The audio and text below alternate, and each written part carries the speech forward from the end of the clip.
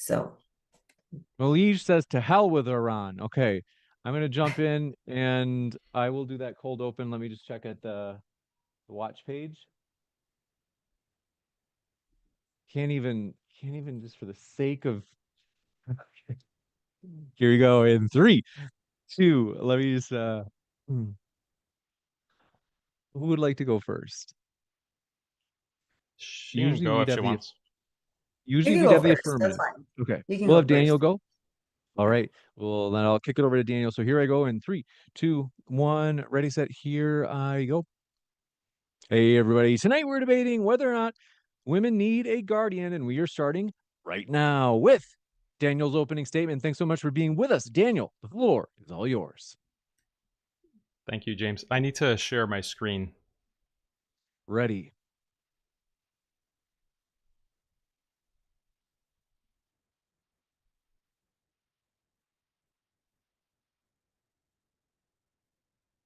Good? And we are ready in three, two, one. Good. Okay, just 1 second. All right. Bismillah, alhamdulillah, wa salatu wa salam ala rasulillah. There are two types of animals: solitary animals who can live alone, like tigers, polar bears, raccoons, and social animals who must live together in groups, like penguins, wolves, chimps, and humans. Social animals form groups so they can cooperate to defend themselves, their property, and territory, produce food, reproduce with females, focusing on pregnancy, nursing, and nurturing the young, while males provide food and protection, wage war to conquer rivals, and compete over scarce resources. In general, sharing the benefits of cooperation requires hierarchy with a leader. Not only do social animals instinctively form groups, they also instinctively form dominance hierarchies. Psychologists like Jonathan Haidt note that respect for hierarchy and authority is rooted in human biology. In Islam, the male guardian is known as the wali, and his leadership is called wilaya. A leader or wali always has three roles. He plans how group members should cooperate, assigning roles and activities. He uses power, whether through physical strength, wealth, or allies, to enforce this plan. He ensures the benefits of cooperation are distributed to group members. Common examples of human groupings include nation with a head of state, business, university, military, and hospitals with CEOs, presidents, or generals, and family with a guardian, i.e. the father and husband. None of these groups can function without a wali. For example, the head of state makes plans through laws and policies, then enforces them via police and courts. These laws assign people specific roles. Some serve in the police or military, others work and pay taxes, others run schools, hospitals, and nursing homes funded by those taxes. This system generates benefits for the people: security from invasion, healthcare, education, etc. Without a wali, the state collapses and these benefits vanish. Similar benefits of wilaya exist on a smaller scale in businesses, the military, etc. Another example is the family wali. A family consists at minimum of a married husband, wife, and children. The wali is traditionally the father and husband. He plans for the family and enforces those plans through discipline measures such as withholding financial support. He decides where the family will live, what to spend, and what to save. He takes on the role of protector and provider, while his wife handles tasks like pregnancy, breastfeeding, cooking, and cleaning. By enforcing his plan, the wali produces key benefits. The husband's salary provides housing, food, and healthcare. There is intimacy and romantic companionship for both spouses. Children are well raised, and the vulnerable, the young, sick, and elderly, are cared for. When there is no wali, the family collapses, and all the benefits associated with the family disappear. Feminists accept a society full of walis and agree to submit to them. For example, to the head of state or government. Feminists in business or the military submit to a CEO or a general. In some cases, submission to a wali is voluntary. In others, it's mandatory. For example, in submission to the head of state. However, what feminists object to is a wali of the family, to a father or husband to which a woman must submit. There are two reasons for this. The first is that feminists value gender equality, but in traditional societies, the wali of the family is automatically a man. The second reason is that feminists don't value the benefits of family. They argue these benefits are either worthless or attainable without a family. They claim there's no value in having children or in raising them with good morals and religion. They see no value in a care system for the young, sick, and elderly, as the state can provide all of this. And they say intimacy and companionship can be found through serial dating. So feminism rejects the wali, and without the wali, there is no family. A common theme in liberal and leftist thought is the goal of abolishing the family. Karl Marx and Friedrich Engels famously supported this idea, which was later expanded in feminist thought, especially since the 1970s. Instead of a society based on heterosexual families, feminists promote a world of atomized individuals who voluntarily pursue cooperative activities. These individuals embrace free sex, promiscuity, and LGBT. As a result, wherever feminism has spread, marriage and family are disappearing. In the West and Northeast Asia, birth rates have collapsed. Children who are born often lack moral and religious upbringing, becoming antisocial and atheistic. The sick and elderly are neglected, lacking family care. Most men and many women lack stable intimacy and companionship, reflected in declining sexual activity even outside of marriage. In order to rebut the criticism of feminists, we have two tasks. The first is to justify the gender inequality in the institution of male guardianship. The second is to point out the benefits produced by family. I've already discussed the benefits of stable families, so let's focus on justifying the gender inequality.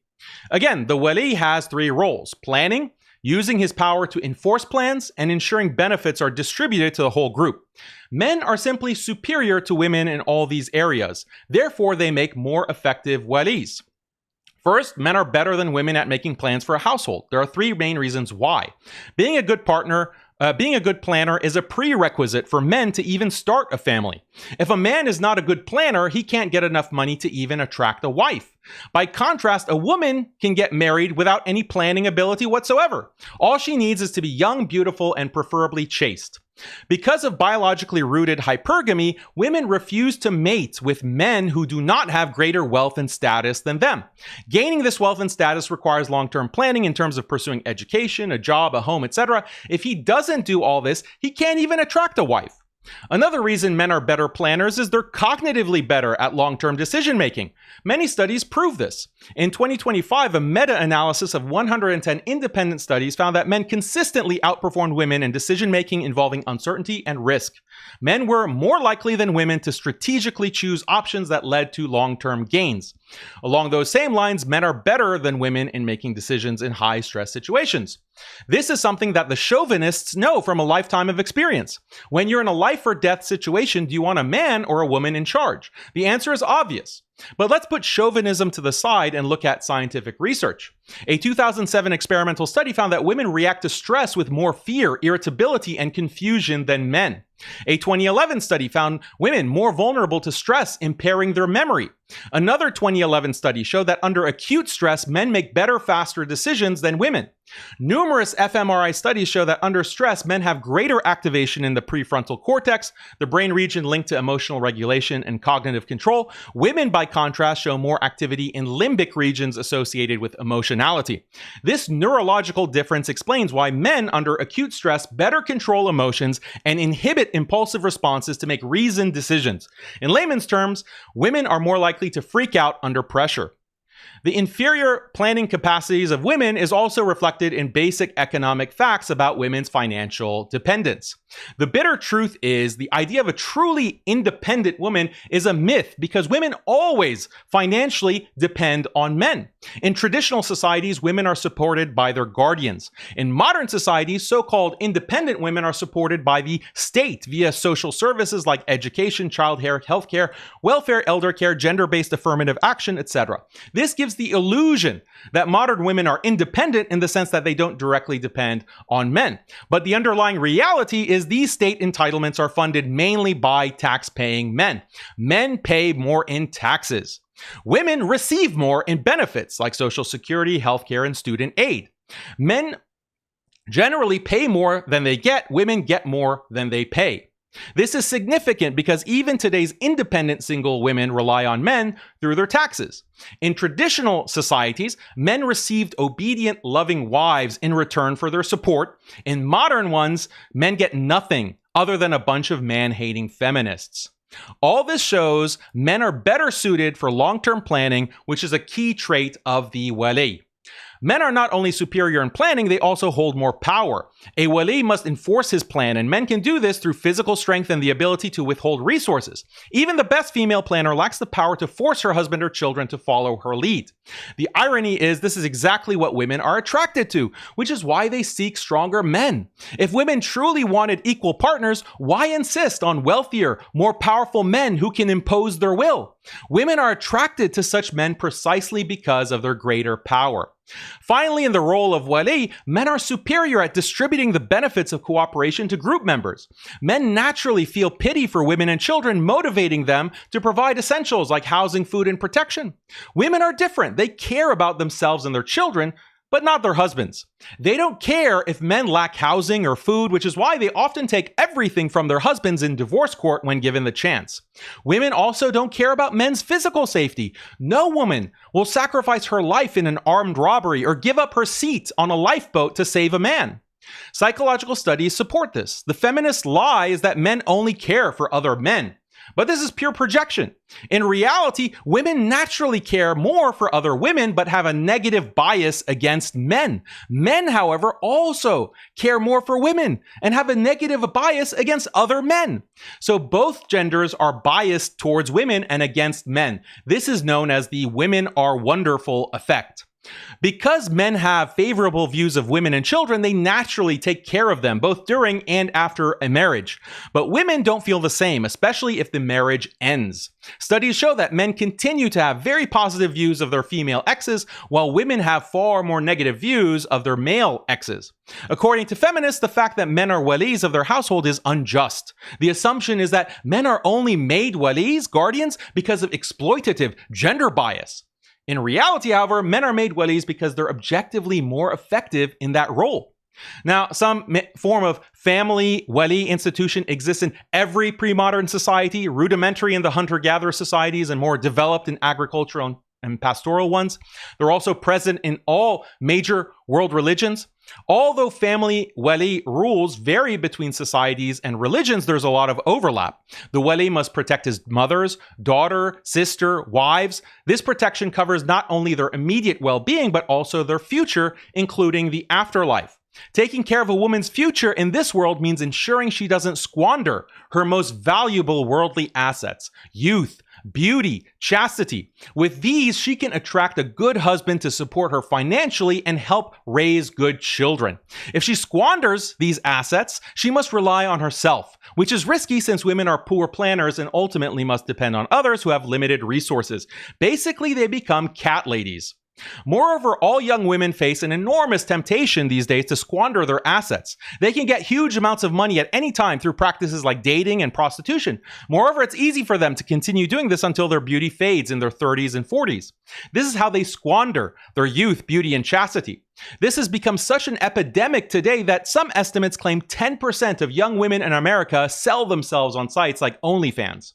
A wali who cares for a woman's future must ensure that she gets the most out of her most valuable assets. Therefore, the wali must prevent promiscuity and encourage early marriage. And to safeguard her afterlife, he must ensure a good moral upbringing away from sin. After marriage, this responsibility shifts to the husband. The husband protects, provides, and ensures she remains chaste, maintaining her value to him and motivating his continued support. Now, you can agree to all this in theory, but how can it be practically accomplished? The only way is with Islamic rules, like the following.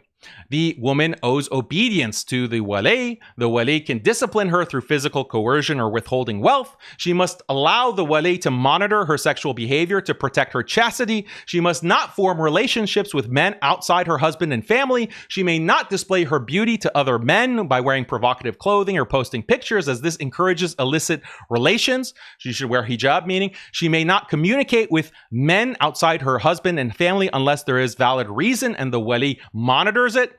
She may not mix in mixed gender spaces. She must not leave or travel without the wali monitoring her whereabouts. She may not work outside the home without the wali's permission. She may not marry without her father's consent. Islam still upholds these rules.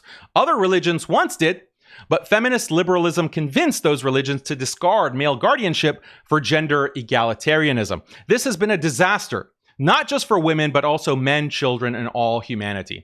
To conclude, why should women beg for male guardians? Number one, it's in their biologically rooted psychology to want this. It preserves their femininity. It preserves their most valuable assets, youth, beauty, and chastity. It produces all the benefits of stable families, and it prevents you from becoming a cat lady. Not only women, but all of society benefits from male guardians who lead their families, but do so while cherishing their female dependents and treating them with love and kindness. In short, we need chauvinism, but benevolent chauvinism. Finally, insisting on male guardianship doesn't diminish the vital role women play in families. Women are superior to men in their emotional intelligence and nurturing others. The Quran teaches that men and women were created with complementary roles. God says in the Quran, and of God's signs is that he created for you from yourselves mates that you may find tranquility in them, and he placed between you love and mercy. These are signs for those who reflect. Thank you. Thank you very much. Thank you very much for that opening. We are going to kick it over to Malise for her opening as well. But before we do, just want to let you know, folks, a couple of things. First, both of our guests are linked in the description box. If it's your first time here at Modern Day Debate, I'm your host, Dr. James Coons. We are a neutral platform hosting debates on science, religion, and politics, including the topics that the mainstream media wouldn't touch, like this one tonight. We also want to let you know, if you haven't yet, hit that subscribe button. We have many more debates coming up. With that, we're going to kick it over to Malise for her opening statement. Thanks for being with us. Malise, the floor is all yours. You might be on mute. Let me check. Just give me 1 second, please. No problem. And want to let you know, folks, also, in terms of upcoming stuff here at Modern Day Debate, got to tell you, we are very excited about a number of different projects that we're working on. But first, looks like, Malise, if you're ready, the floor is all yours. Yeah, so as I wanted to say, everybody, good evening to a very haram good evening here. So first, the thing we're talking about is guardianship. Now, I was a little confused. Like, are we going to talk about like today guardianship, or we're going according to Islam, or we're talking about guardianship back in the days, right? So I'm going to talk about today because I'm a woman of today. I was born today. So we're going to talk what guardianship is, the term legally means in Canada and Western countries. So guardianship is a legal relationship grounded in legislation that is created by a court between two or more people, a guardian and a person who has been declared incapable of making decisions with respect to their own affairs. It is possible too for there to be more than one guardian, right? So what they're talking about guardian is for somebody that can't make their own decisions. Whereas I think that as a woman, as a grown woman, I think I'm able to make my own decision. So the idea that women need men as their guardians stems from outdated culture norms. This is like from back in the days. I understand like what he was talking about, the hunter-gatherers and all this. You know, back in the days, if you're thinking that women didn't go out there, women didn't participate, and men were always up there, again, that is wrong. Islam and religions came, and then they oppressed women more with their ideologies and, you know, all this stuff that he was talking about. Anyways, patriarchal systems that assumed women were less capable of autonomy. So one thing that I want to say before I even start, I think it's the opposite. It is the women that are the guardians of men. Because we guard, if you're talking about guarding somebody, we guard anything that is in our tummy for 9 months. If we weren't guarding male, female, anybody, you guys wouldn't be there. A man's job is to get you pregnant. And then he's at work.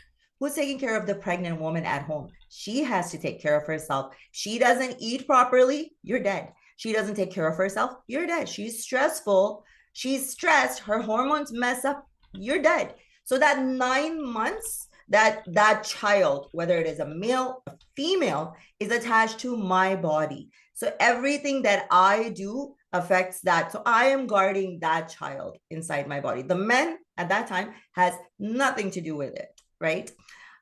Let's move on. So, all right. So let's go to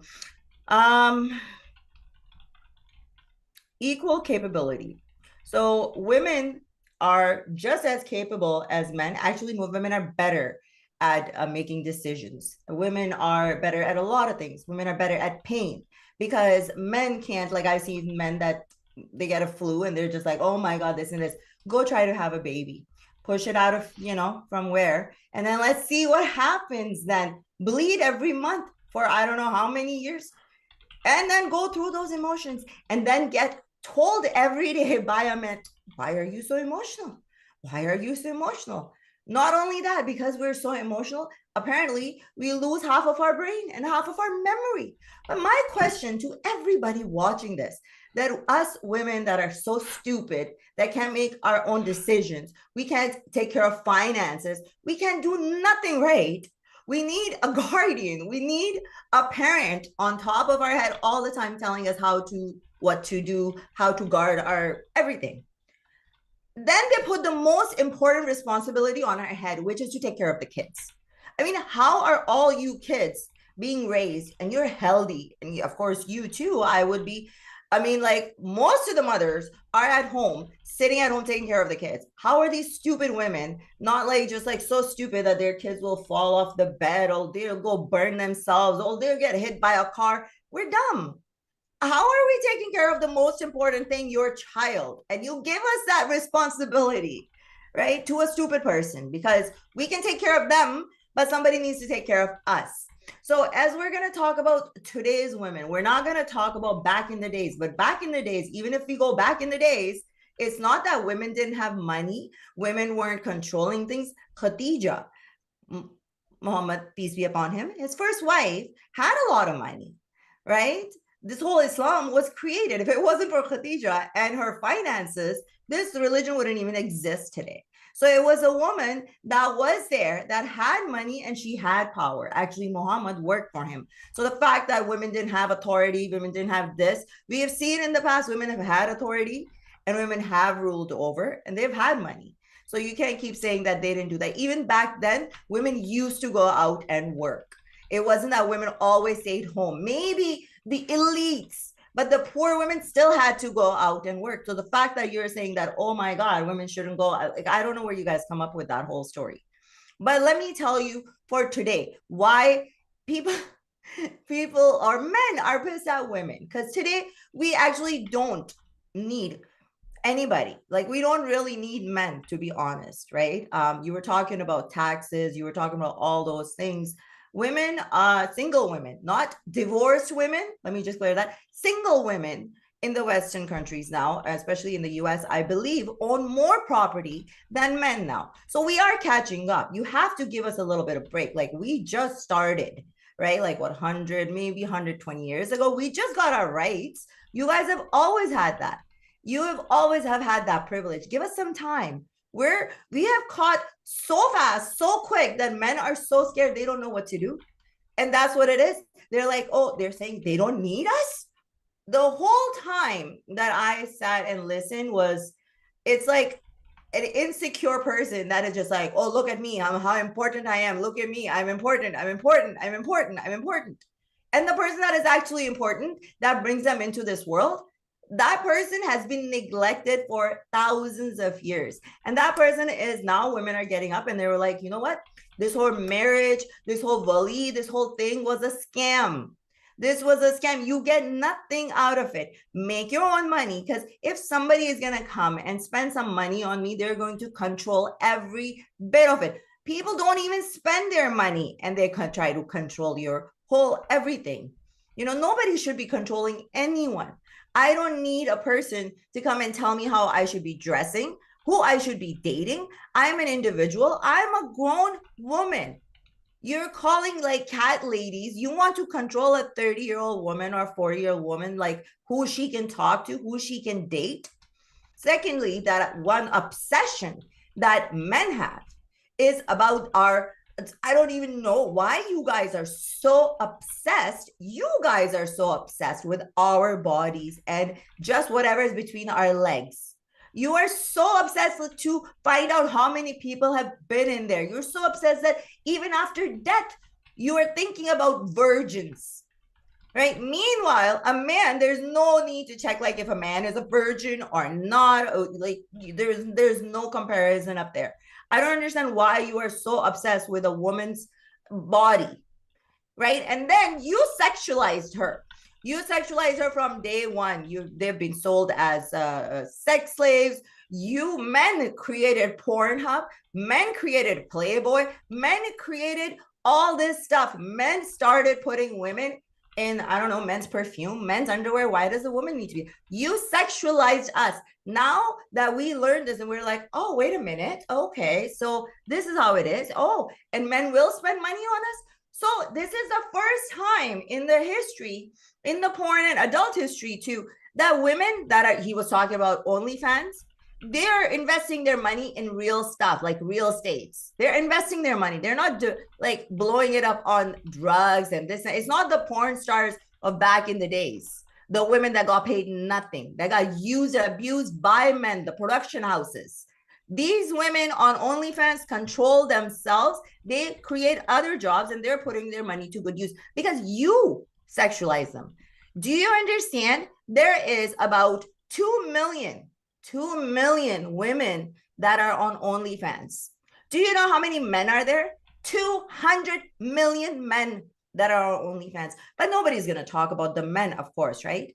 If you want to stop it, stop going on there. Stop buying it. But no. And you know who watches most of these porn and all these things? The Islamic countries.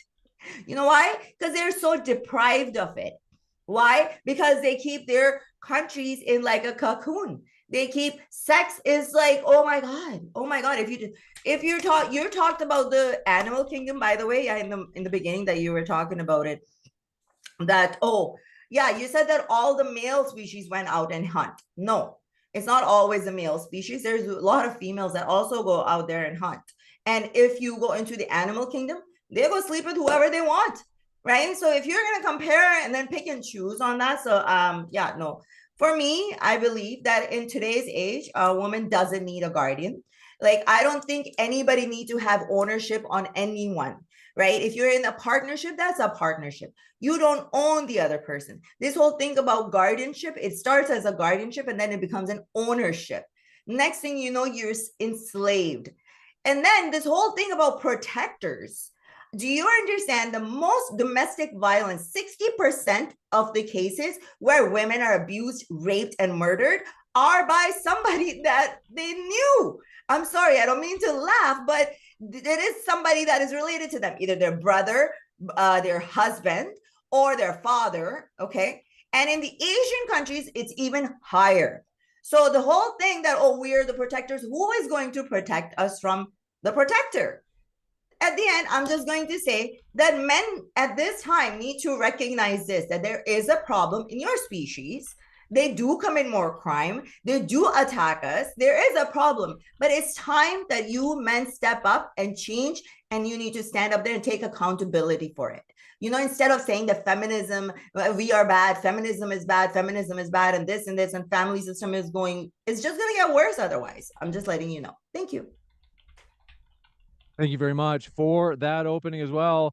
Folks, a couple of quick housekeeping things before we jump into the rebuttal, as we'll have rebuttals tonight, first and second rebuttals. But before we do, I want to give you a quick update about a couple of things. First, folks, we are very excited. If you did not know, our fundraiser on GoFundMe for our new camera lenses is near the goal. In other words, we're almost there. I'm going to put that link in the description box. I'll give you updates on that as the debate occurs. But in the meantime, we're going to jump into the rebuttals. The first one from Daniel. Thank you very much. The floor is all yours, Daniel. Can I share my screen, please? Yes.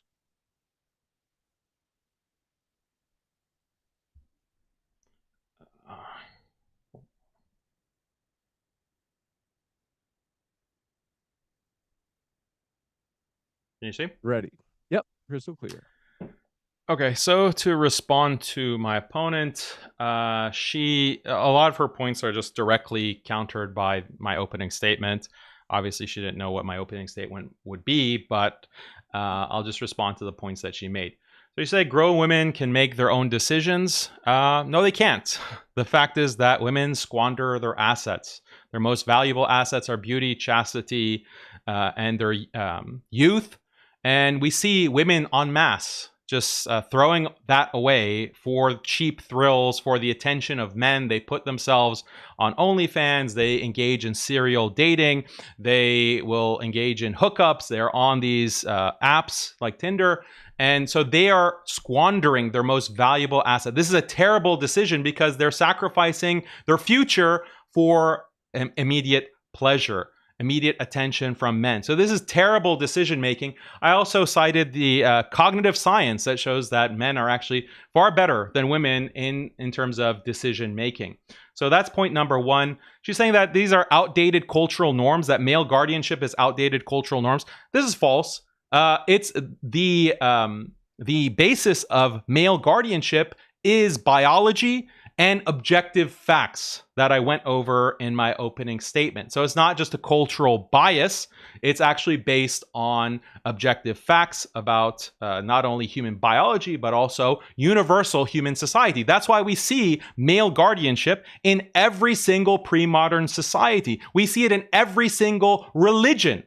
If it were just something that some people made up, we might expect that some countries or some cultures or some religions, women were the guardians of men. Women were the ones who were in that role, but that's not the case. There's no such example of a religion or major culture or civilization where females are the guardians. She says that women are guardians when they're pregnant because they take care of what's in their womb. Yeah, but who takes care of the pregnant women? Women need to have a man to protect her when she's pregnant, because when she's pregnant, she can't take care of herself to the same extent. So she depends on a man. That doesn't take away from her role. It's a very important role as a mother. And as I said, there is a very critical component to any family, which is the mother and the wife. But the husband has a specific role, which is to be the father, the protector, and the provider, and therefore the authority, the guardian. She says that women are better at making decisions. No source provided. Just trust me, bro. I gave sources for why women are worse, inferior than men at decision making. She says that women give birth, so they're better leaders. Like, how does that make sense? Like, how is that? Look at all of the most successful generals in history, all of the most successful world leaders in history. They weren't women. They were men. That should tell us a lot. That speaks to the ability of men to lead. Now, if you told me that, well, which gender is better at raising children, which gender is better at pushing out children and tolerating the pain of that, I'll say, of course, women are better, and that's why we love women. That's why we value them in that specific role. But in terms of leadership and guardianship, no, men are objectively better than women in that regard. She says that my view is that women can't do anything right. That's a straw man. Women have many superior qualities, as I mentioned. She mentioned Khadija, radiallahu anha, the wife of the Prophet, sallallahu alaihi wasallam, the first wife. And she said she was an authority. Yes, she was an authority when she was divorced. And even then, her male family members were protecting her and were her and looking over her. And then when she got married, the Prophet, sallallahu alaihi wasallam, became her guardian. So that's actually a counterexample to what she was saying. My opponent was saying. She says that single women don't need anything today. That's false. Women rely on social services. So this illusion of, or myth of the independent women, there is no such thing as an independent woman. All the single women rely on social services, and it's men who are paying more in taxes, which benefit women more than men. So there is no such thing as an independent woman. Even Malise or anyone else, for that matter, any woman is relying on men, even if they don't realize it. I don't need a person to control me. The question that I have for my opponent and any other woman is, would you give up some of your freedom? Would you give up some of it for the benefit of a stable family, for the benefit of a loving, devoted husband, for the benefit of children who will be there and will be raised right so that when they get older, they won't stick you in a nursing home. They'll actually take care of you in your old age, or if you get sick. Isn't that better than the freedom that you have now, and then you have to be a lonely cat lady? I think that women throughout history understood the benefit of giving up some freedom for a larger benefit now and in the future. She says men are obsessed with women's bodies. Men are just trying to prevent women from squandering their most valuable asset. That's why men insist on their daughters, for example, not being promiscuous. Men insist that their daughters or their wives are dressed appropriately, that they're not mixing with men who just want to take advantage of them. The man, your father, your husband, he wants to protect you. Your brother, he wants to protect you. He's not obsessed. This is like saying that the police are obsessed with what people do. Police are obsessed with people on the road, and police are obsessed with what happens in the stores. And no, police are there for protection. They were trying to protect the best interests of people within society. In the same way, male guardians are obsessed or are wanting to protect women so that they don't squander or lose their best, most valuable assets. She says that men sexualized us. So, I mean, I find this ironic. My opponent is a former beauty queen. So did anyone force you to go and compete in a fashion show or in a beauty contest? Did a man tell you to wear makeup for this debate? Did a man force you to do that? So who sexualized you in that way? She says that Muslim men are the most consumers of porn. This is absolutely false. This is not true. The top consumers of pornography are in countries like India, in countries like the United States and Brazil. She says, who are protecting women from the protector? Well, other men. So if your guardian, your male guardian, abuses you or mistreats you and violates laws or norms, there are other men who are going to come and crack down on that abusive man or that unjust man. So this is not a strong point. So that's my response. And this I thought was funny. I wonder if my opponent still has this view. This is Parvez Musharraf, the former leader of Pakistan, and she said that she found him attractive. She found him to be a hunk. And maybe she can comment on that. Why did you find Musharraf to be a hunk? Is it because of his power? Let's see. We'll go to the next rebuttal. This is from Malise, and want to let you know about. Okay, take the picture of your friend down, Daniel.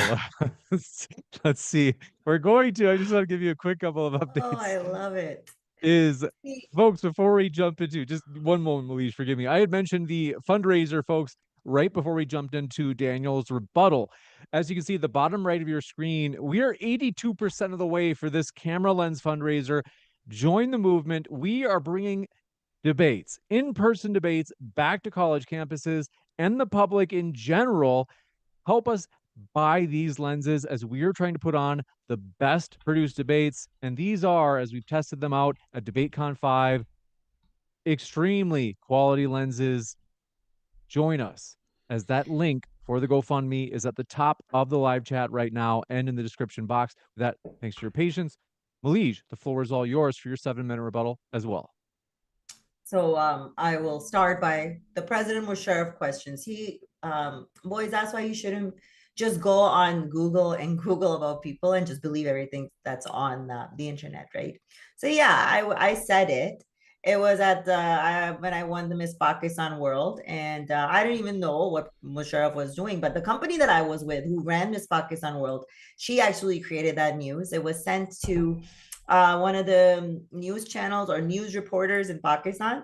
And then actually India picked it up, and India made it into a huge news. It started with me saying that I liked him. It ended up, oh my God, you want to marry him? So you know how news picks up and stuff. And that's how it got out there. I never even met the guy, but apparently I had an affair with him and whatever.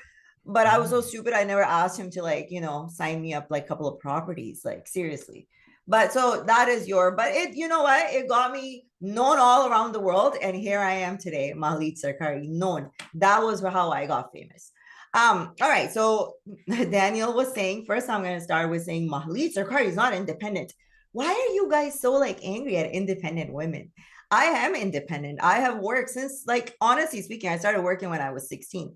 When I left Pakistan, I came here, I got a job and I worked at a Burger King. I don't know if that Burger King was owned by a man or a woman, but there was a lot of women that worked there, right? I've in my life worked for men and women, but believe me, my bills have been paid by me.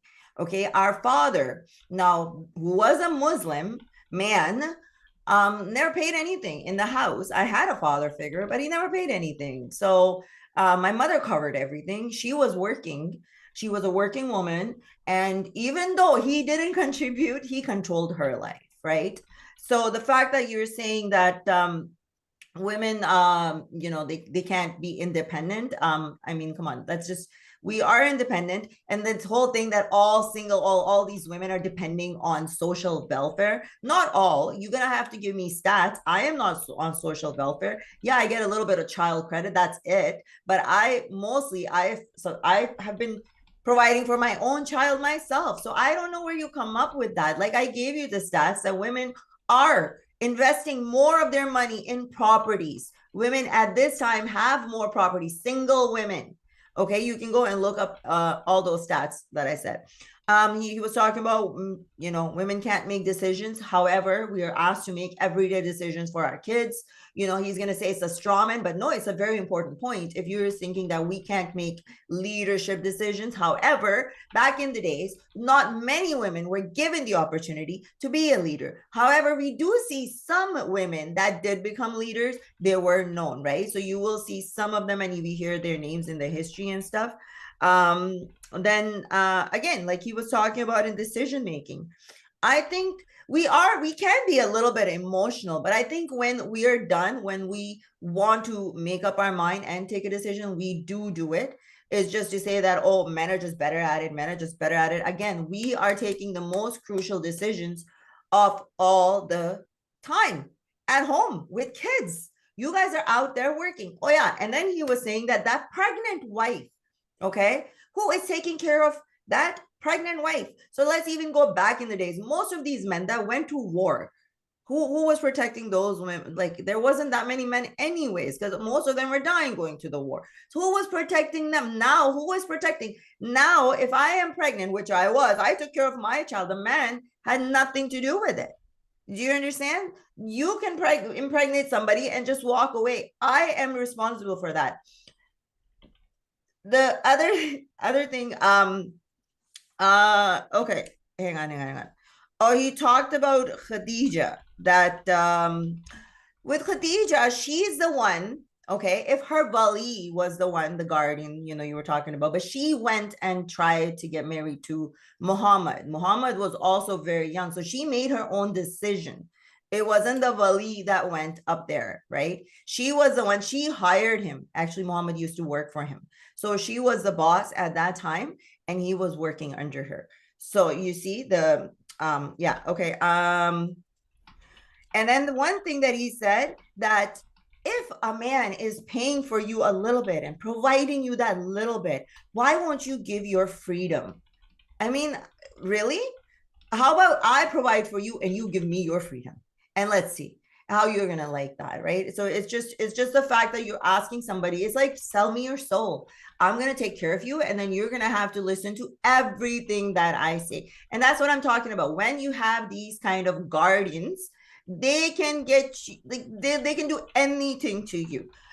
Yeah, or one other thing he was talking about, that all these women in their younger years, they go out and party and they're on OnlyFans and on this and this. All my 20s, I was really working my butt off. I was doing schooling. Most of the women now are finishing their school. They're like, no, we're not going to get married.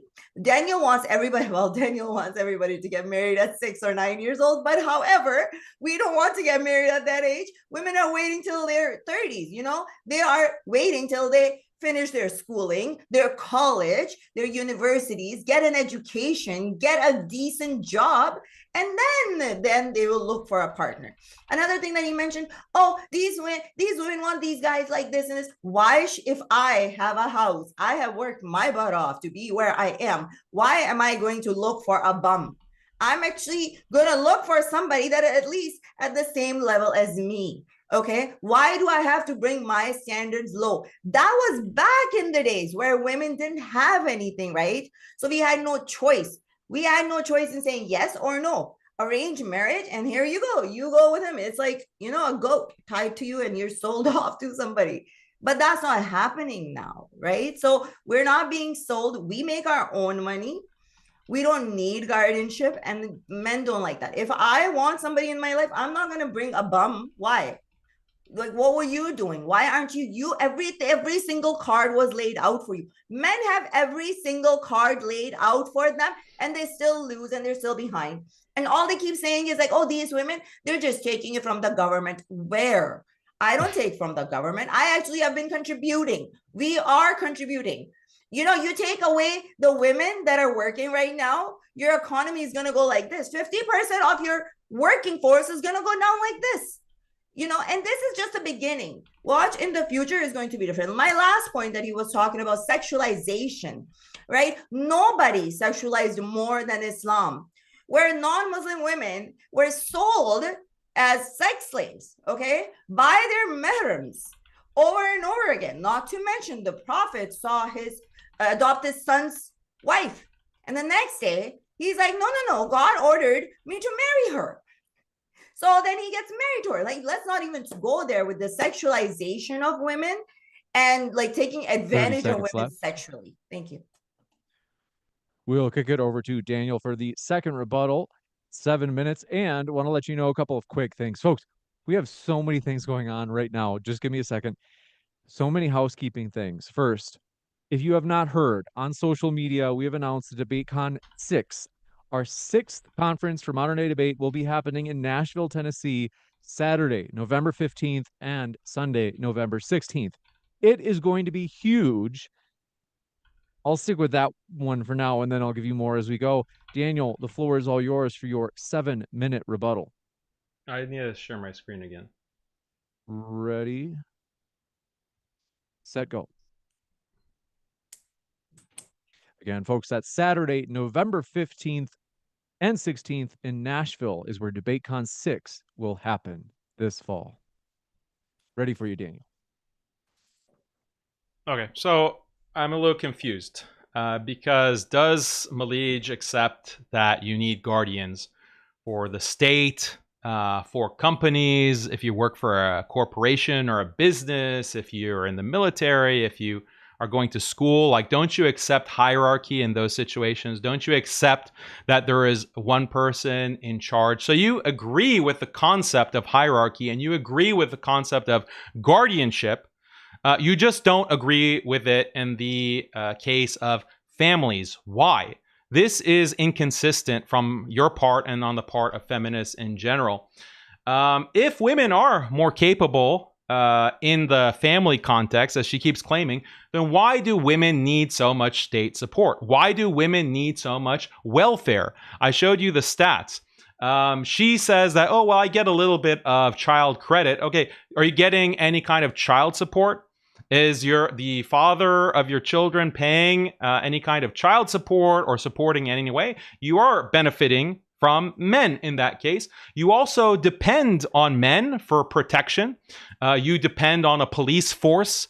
You depend on that police force to protect you if there's any kind of attack on you or your property or your children. You also depend on male-run infrastructure. Look at all of the infrastructure that we find in countries around the world. Men are primarily making sure that the electric grid is running, making sure that there is clean running water, building the homes, building the streets, making sure that there's gas for heating if you're living in a cold environment. All of this infrastructure is dominated by men. Men are doing the dirty jobs that women just don't do or they can't do because they're physically weaker than men or they don't have the capacity, the intellectual capacity to do. So even the women who are living comfortably in their air-conditioned houses and they're going to their office jobs and making their checks, they still rely on men in all of these different ways. And then also I have to ask my opponent, you might not need so much welfare today, but you need health care. You need elder care in the future. You might have to rely on the state to support you in your old age when you can't work. You'll have to get retirement. You'll have to get a pension. You'll have to get some kind of social security if you're in America. Again, men are paying much more into that than women are, yet women are benefiting more from things like social security for that older age group. So I mentioned this. So you said no one helped me when I. Sorry, no one. Are we gonna go back and forth, or we're gonna do 7 minutes again? This I think is it's still a rebuttal. the second last rebuttal. So there will be Okay, one okay. last 7 minute from you, and then we'll go into open dialogue. So she said, no one helped me when I was pregnant. Again, like, you're relying on this infrastructure, you're relying on protection from police. You might not have noticed it. You might not have, because you take for granted the safety that is created by men that you don't know, men that you don't do anything for, but you are still reliant and dependent on men. If those men were gone and you were in a state of nature, for example, if there was an economic collapse, then what would you do as a pregnant woman? You would have to find a male guardian to protect you. Also, this whole debate is not just about what is good for women. We're also talking about what's good for society. So even if women can maximize their happiness or maximize their pleasure by being these single, independent boss babes, what about the rest of society? What about children? What about men? These are also important. We have to do what's best for everyone. And independent women has been a disaster for the entire human race. You've said, why don't men give away their freedom? Would you like that? Men do give away their freedom. Men do give away their freedom. When men are guardians, they have duties. A man doesn't have a choice. When he's a guardian, he has to protect his wife and kids. So if he is at home sleeping at night with his family, and there's a burglar that comes and breaks the window to come in and kill the family, the man is required to step up. The man is required to put himself and his life in danger to protect his wife and kids. That's not freedom. A man has to go and slave away in order to make money to feed his wife and children, to support them, to put a house over, or a roof over their heads. This is a requirement for men. And then the way that the feminist legal system works in the world today is that even if they get divorced, the man still is forced to pay child support. He's forced to pay alimony by the courts. And if he misses a child support payment, he will be put in prison. How is that not slavery? How is that not a lack of freedom that men have to suffer for the support of women and children? She says that women make our own money. We make our money. This is again just a illusion. It's a myth. Women rely on a very specific set, a narrow set of jobs, office jobs that only exist in a current capitalistic structure and with a certain size middle class, a certain economy that supports these middle class, these office jobs that women can go and pretend like they are the earners. If there's an economic downturn, if there is economic collapse and the middle class disappears, then suddenly women will have to return to the world's oldest profession, which we know is prostitution. They'll have to start selling themselves.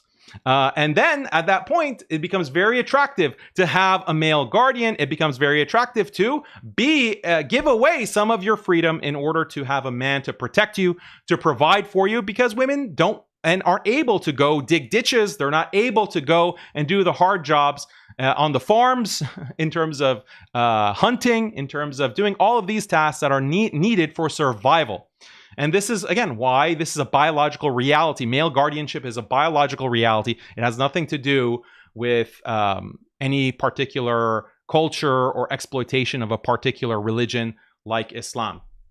And she mentioned Khadija again, like why Khadija got all her wealth from her husbands.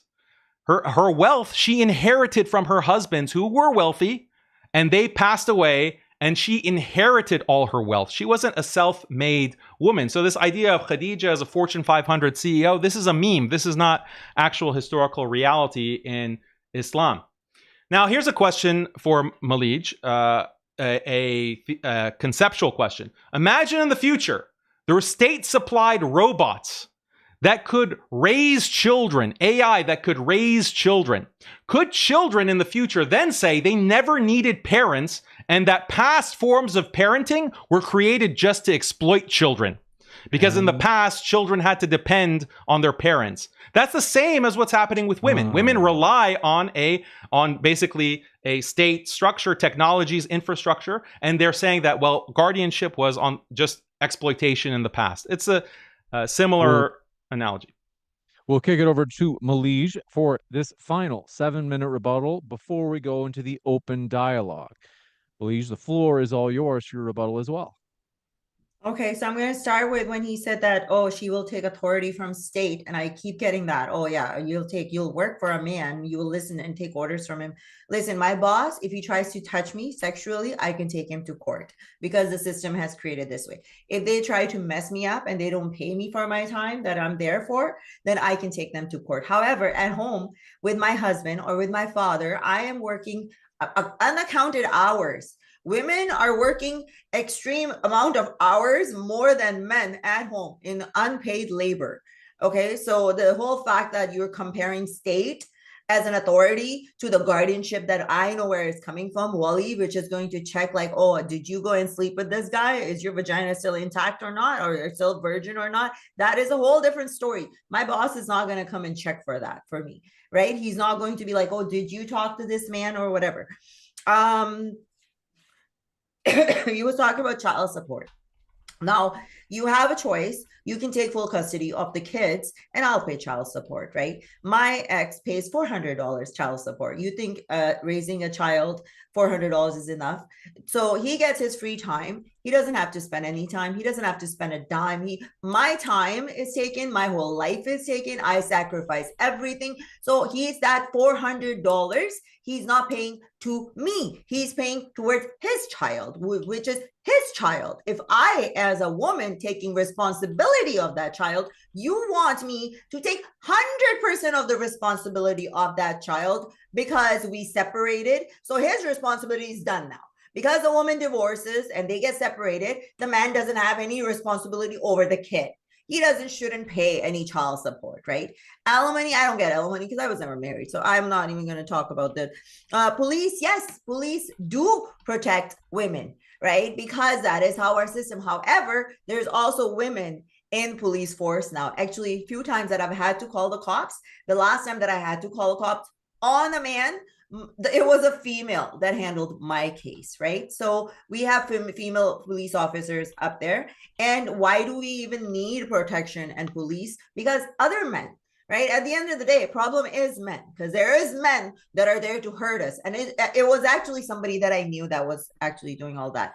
They keep bringing the infrastructure. We created this for you. We created that for you.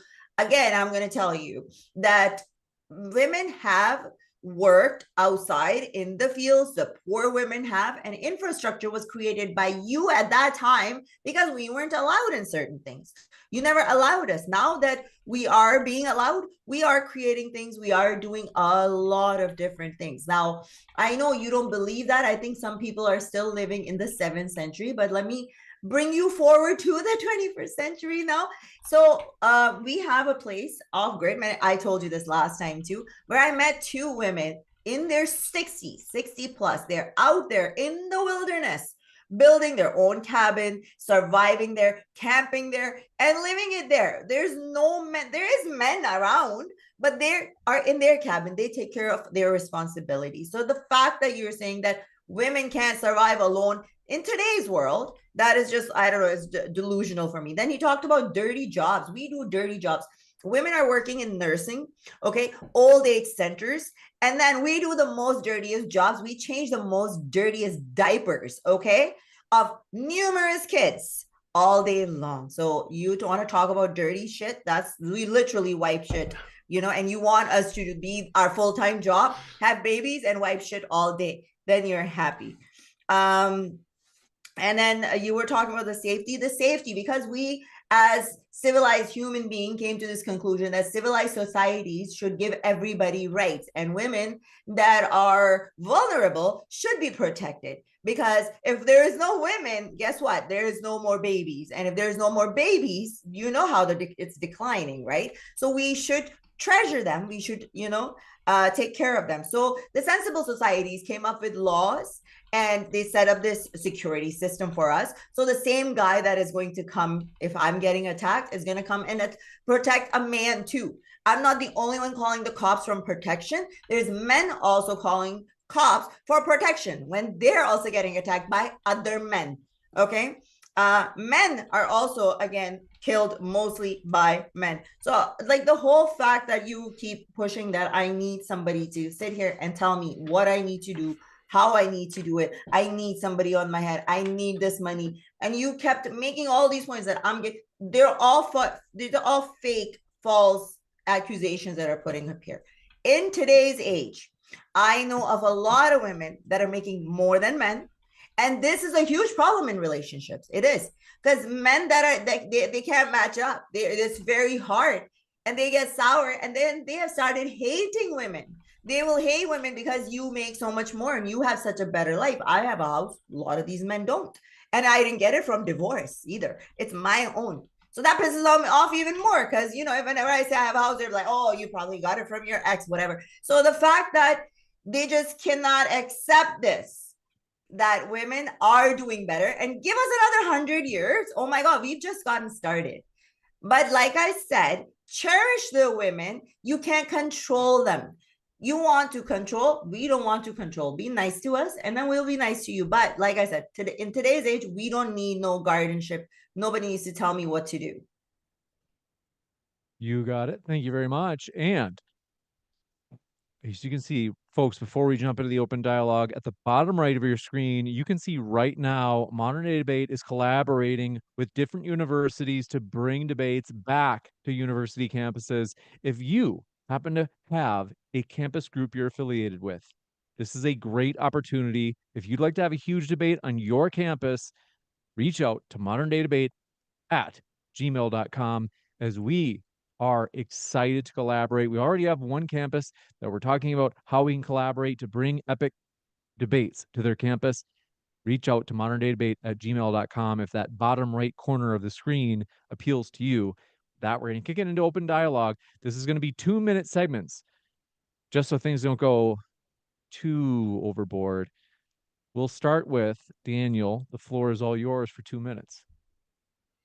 Sure, there's a lot to respond to. She says that, well, in the past, women weren't going and digging ditches. They weren't going into the military. They weren't doing these kinds of manual labor because they weren't allowed. But now women have the freedom and they're kicking butt in these fields.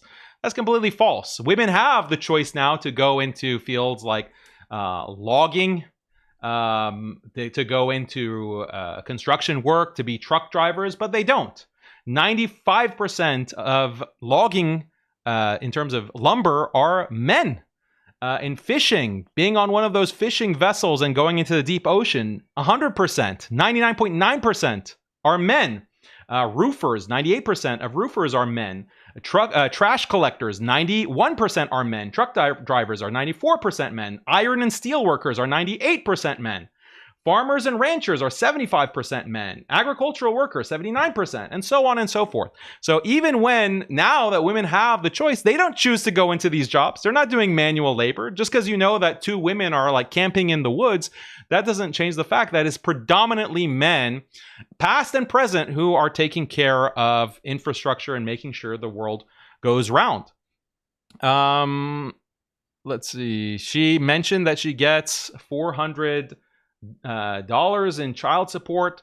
The fact of the matter is that women are the main ones in terms of initiating divorce, initiating breakup. It is predominantly women, 75% and up to 90% of divorces and breakups, even in the case of non-marriage, are initiated by the woman.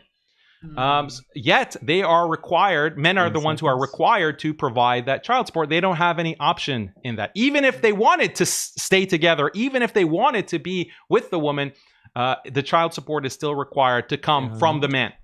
Malise? Actually, that's wrong. No, I did not want to be his second wife, right? I was like, I want to be the only one with you, and he was choosing, no, I want 2 of them. So I said, okay. At that point, I think I had a choice, and I'm glad that at this point at this time, I have the choice. See, a long time ago, women didn't have a choice to walk away. They couldn't. Even today, in some parts of the world, you need a man's permission to even file for divorce. Okay, some of the Islamic countries. So I am glad women are getting more divorces. Yes, because we have a choice. We can get a divorce now. Before, women suffered. We didn't have a choice. That you were talking about, sorry, what was the first thing that you were talking about before? That, oh, we don't want to do these jobs. We are doing these jobs. Garbage man, like my garbage truck comes up here, it's all and now it's all like mechanic, like, you know, the arm comes in, they grab the garbage bin and they tip it over. There's women, actually, I had seen women before when they used to actually lift it up. I saw two women and I was shocked to see them too. So the fact that it's going to take us time, right? We've only started getting into these jobs right now. You are like, oh, why aren't all these women in these jobs? Well, give us some time, right? It's not going to happen overnight. It's not that we got our rights overnight. You're like, no, there should be all be in this way. There should be all in this. The fact that even those two women could build that whole cabin by themselves, and forget that, forget everything. Soon everything is going to be taken over by robots. These men take pride. Oh, we're gonna do this construction work and this sit there, and it's like, lift this, lift that. You know how many women now are getting into actually heavy machinery because, oh yeah, it's big bucks. So now you even see women getting into that as well. But yeah, the whole fact that you're saying that women are leaving men, that is true, because men need to do better, and now they don't want to stay in abusive relationships anymore. We'll go over to Daniel for 2 minutes. Yeah, so she says that women now have a choice for divorce. Yeah, it's been a disaster. It's been a disaster that women have a choice for divorce because marriage is collapsing. Women keep getting out of marriages, getting out of marriage contracts. You have no fault divorce, so a woman can just decide unilaterally, yeah, I don't want to be married to you anymore. And the marriage collapses, family collapses. So I want my opponent and the audience to stop thinking purely in terms of what makes women happy. What about the rest of society? If marriage collapses and divorce rates increase, that causes catastrophe for children. It causes catastrophe for every aspect of society. The birth rate is collapsing. These countries, many countries in the West, in Northeast Asia, like Japan and South Korea, and increasingly China, the fertility rate has gone below replacement level. So these countries the population is going to become extinct. Why? Oh, because women need to have the choice to get divorced. Women need to have the choice. Women's choice is the God that we all have to worship over everything else. No, I say no to that. Women should not have ultimate freedom. Their freedom needs to be restricted in certain key ways. Not all of their freedom, but they just need to have less freedom so that the society can exist, so that children can exist. We have a birth rate so that society doesn't collapse.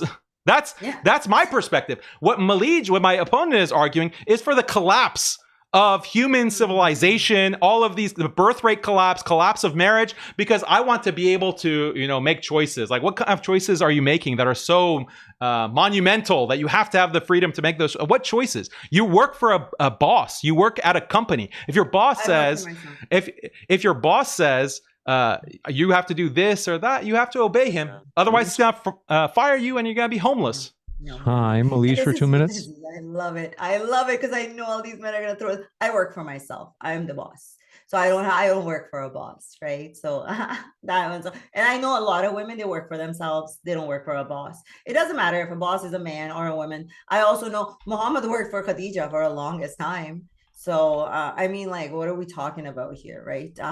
Malise doesn't want, it just seems like the society just wants women to be miserable.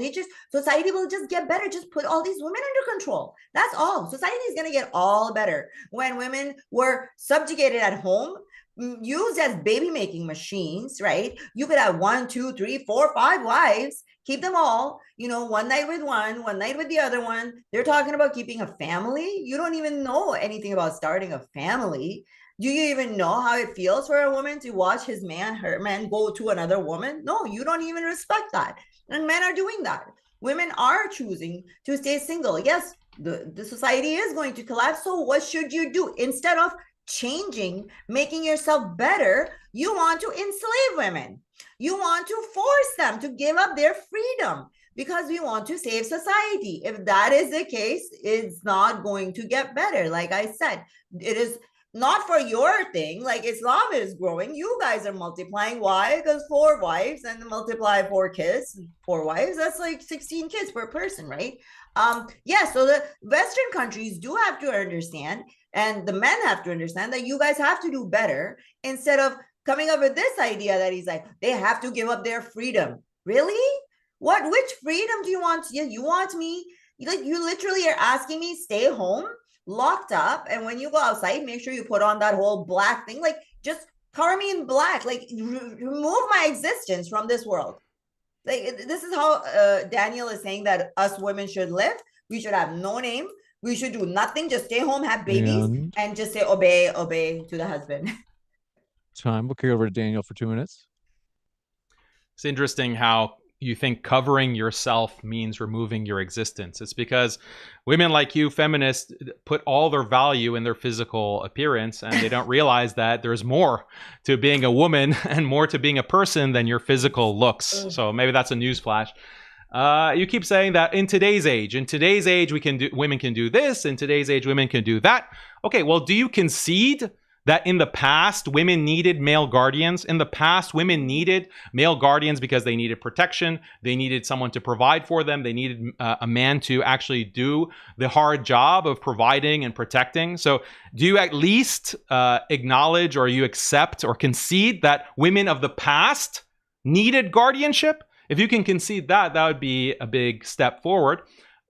You say I work for myself. Okay, I don't know if that means OnlyFans. What does that exactly mean? But many women work for themselves by being prostitutes. I'm not saying that that's you. I'm saying that 10% of American women in between ages 18 and 24 are on OnlyFans. That's how they work for themselves. And a huge percentage of women that are in the workforce, it's a lot of affirmative action, gender-based affirmative action. They're getting jobs over men because of affirmative action, gender-based. And then she says polygamy is unjust. Having multiple wives is unjust. Weren't you thirsting after Musharraf? Weren't you thirsting? Musharraf was a married man. He was married, and you were asked, would you date Musharraf? And you said, yeah, I would date him. If he asked me, I would date him. So he was married, and you wanted to be his girlfriend. So you and many women are attracted to powerful men, even if those men have wives. Women want to be the side chick sometimes. Women want to be a second or third wife. And that's in your history with Musharraf. So I just found that very ironic. Yeah. It's like, I believe in Barack. It flew too. Yeah. Yeah, if you believe in propaganda and if you want to believe in fake news, I never met the guy, so I didn't want him. I didn't want him. It was created by that company. You should go talk to them because, they've started this thing, and now Haqiqatjou is going to sit here and talk about something like this. Okay. He was talking about OnlyFans. So even if I do OnlyFans, so what? No, so what? Because it's okay. It's okay when they sexual. See, the problem what men have, when they can control your parts, when they can control your sexual part, they can decide who you can go sleep with and who they can sell you to, or who is going to sleep with who, then they're okay. But as soon as we take control of our sexuality, then they have a problem, right? Because we've seen this, that, they've had how many sex slaves, and they were sold, and then they were, bought by this. You have her for the night, I'll take her for the night. That's fine. But if the same woman decided to become a prostitute and make her own money, then they have a problem, because that takes some money away from the pimp. Basically, that's what it is. The pimps have stopped making money because OnlyFans takes only a small percentage, right? There's no pimps though. Before there were pimps, so the pimps are out of job now. They're like, oh my God, we're not making any money. This is exactly the problem, because they've always sexualized us. They've always sold women, okay? Let alone like the whole fact that you were talking about sexualization. If you, in Islam, if you get a divorce and if you want to go back to that husband, you have to literally go and sleep with another man. You have to have sexual intercourse to go back to that man. Talk about sexualization of a woman. Like, this is beyond me, it's just, yeah. Then we'll kick it over to Daniel. Yeah, so women being in control of their bodies and in control of their sexuality is like a toddler being in control of $1 million. That's what it's like. Would you trust a toddler with $1 million? Like, would you trust a toddler behind the wheel of a car, like driving a Ferrari? No. That's the same thing as allowing a woman to be in control of her sexuality, because if you give a woman control over her sexuality, she immediately starts to go on OnlyFans. Oh. Just like my opponent just admitted. She admitted that she's on OnlyFans. And what's the problem with that? The problem with that is that you're not going to have your looks. Any looks that you have now, okay, is going to be lost in a matter of a few short years, if it's not already lost. So that money stream is gonna run dry. You're not going to have any money stream. Then guess what? You're going to have to rely on the state, and these poor men paying taxes will have to provide for you because you can't provide for yourself. The OnlyFans money ran out. So she says that she keeps saying men are sexualizing women. Who's forcing you to be on OnlyFans? You didn't answer that question. Can you please answer? Who is forcing you on OnlyFans? Who is forcing you to get dressed up? Nobody okay, so why are you blaming men for sexualizing? Why are you blaming men for sexualizing women? You're sexualizing yourself. I'm not blaming. I'm glad men are sexualizing women, because you know what? If they didn't. They started it. Now I'm just using what they started it. They just don't like it now that what they wanted. I'm using that as a weapon and I'm making money from it. So you have a problem. Secondly, I am on OnlyFans and I promote haram, guys. I teach you Islam on OnlyFans. I go up and down 5 times a day. I teach you how you should, put your behind up and down. And this is exactly what I teach on OnlyFans. So please do go join my OnlyFans. It's deep. That's what because OnlyFans is not only for one thing. A lot of my content gets shadow banned here. So I have subscribers that go up there and watch my uncensored video talking about Islam. So yeah. But yeah, nobody forces me. I wouldn't say thank God.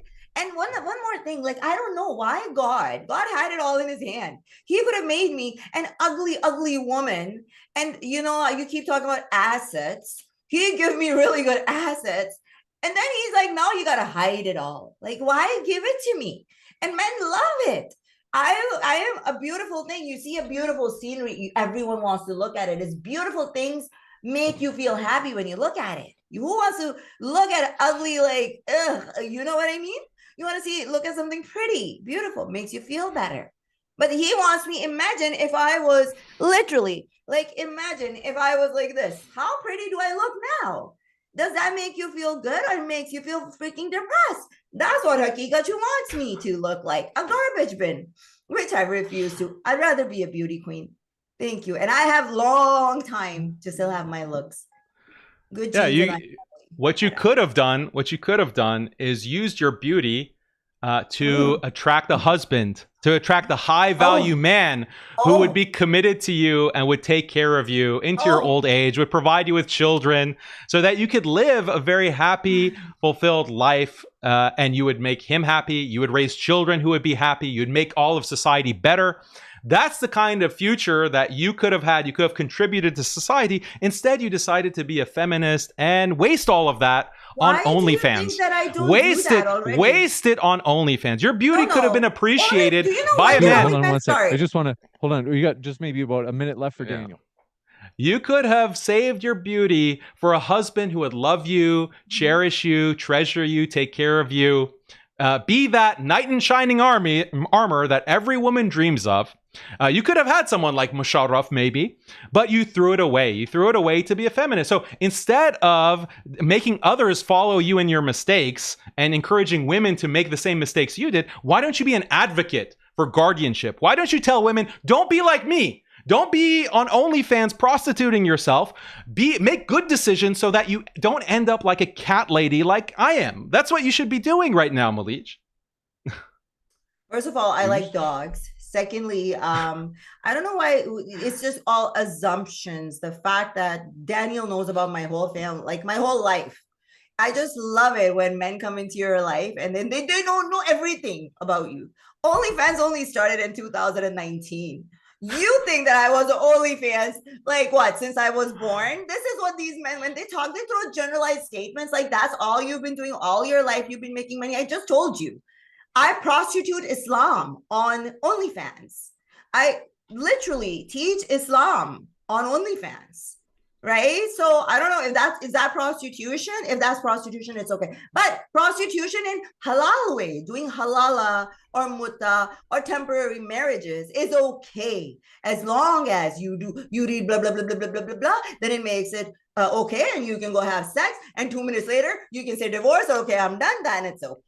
Yeah, but if somebody's doing consensually and they're doing it just for that, then it's not okay. So this whole thing that you were talking about and taking these personal jabs at me, oh, that you should have done this, you should have done that. I already have a child. Okay, my beauty is still there. I still get proposals. I choose. Women choose. You will agree with me. Women choose. The problem with men is right now, back in the days, again, I'm going to say go back in the days, this whole arranged marriage was a way for men to get laid. Okay, as soon as they were like 16, puberty, they're like, oh, get him married, you know, because they're gonna go outside, they're gonna do something, get them married. So everybody got married very young. Now women are becoming smarter, they're making their own money. They're like, we don't want to get married to these losers. Nobody wants. So they're not even getting that. So now they're not getting sex, they're getting all frustrated. Seriously. You know, so this is the frustration that you see here in Daniel. Go ahead, I'm not Daniel. frustrated at all. So you've only been doing OnlyFans for 6 years, but prior to that, you were a beauty queen. That's another form of prostitution. Other men are other men. Hold on, that's your whole claim to fame. that's what when James was setting up this debate, that's how he introduced you. That's how you market yourself. You're like marketing your OnlyFans. Stop pretending like I'm obsessed with you. Like that's your whole title. So prostituting yourself. Jasmine. I didn't introduce Malise that way. I actually didn't know Malise had an OnlyFans. You're thinking of Jasmine though. No, you said beauty queen. I teach Islam on it, James. I told you. I teach you how to put your back and forth, up and down 5 times a day. Yeah, so James said that you were a beauty queen. That's what he said. That you're former Miss Pakistan. Totally so that was. Yeah, you did. You did. That was part of. I didn't know who she was, but go ahead. Not OnlyFans, beauty queen. Anyway, I didn't know that either until tonight. Oh, okay. Go ahead. Maybe I might be confused, but point being is that you squandered your beauty, and now you're paying the consequences. You're paying the price, and it's the money stream is gonna run out.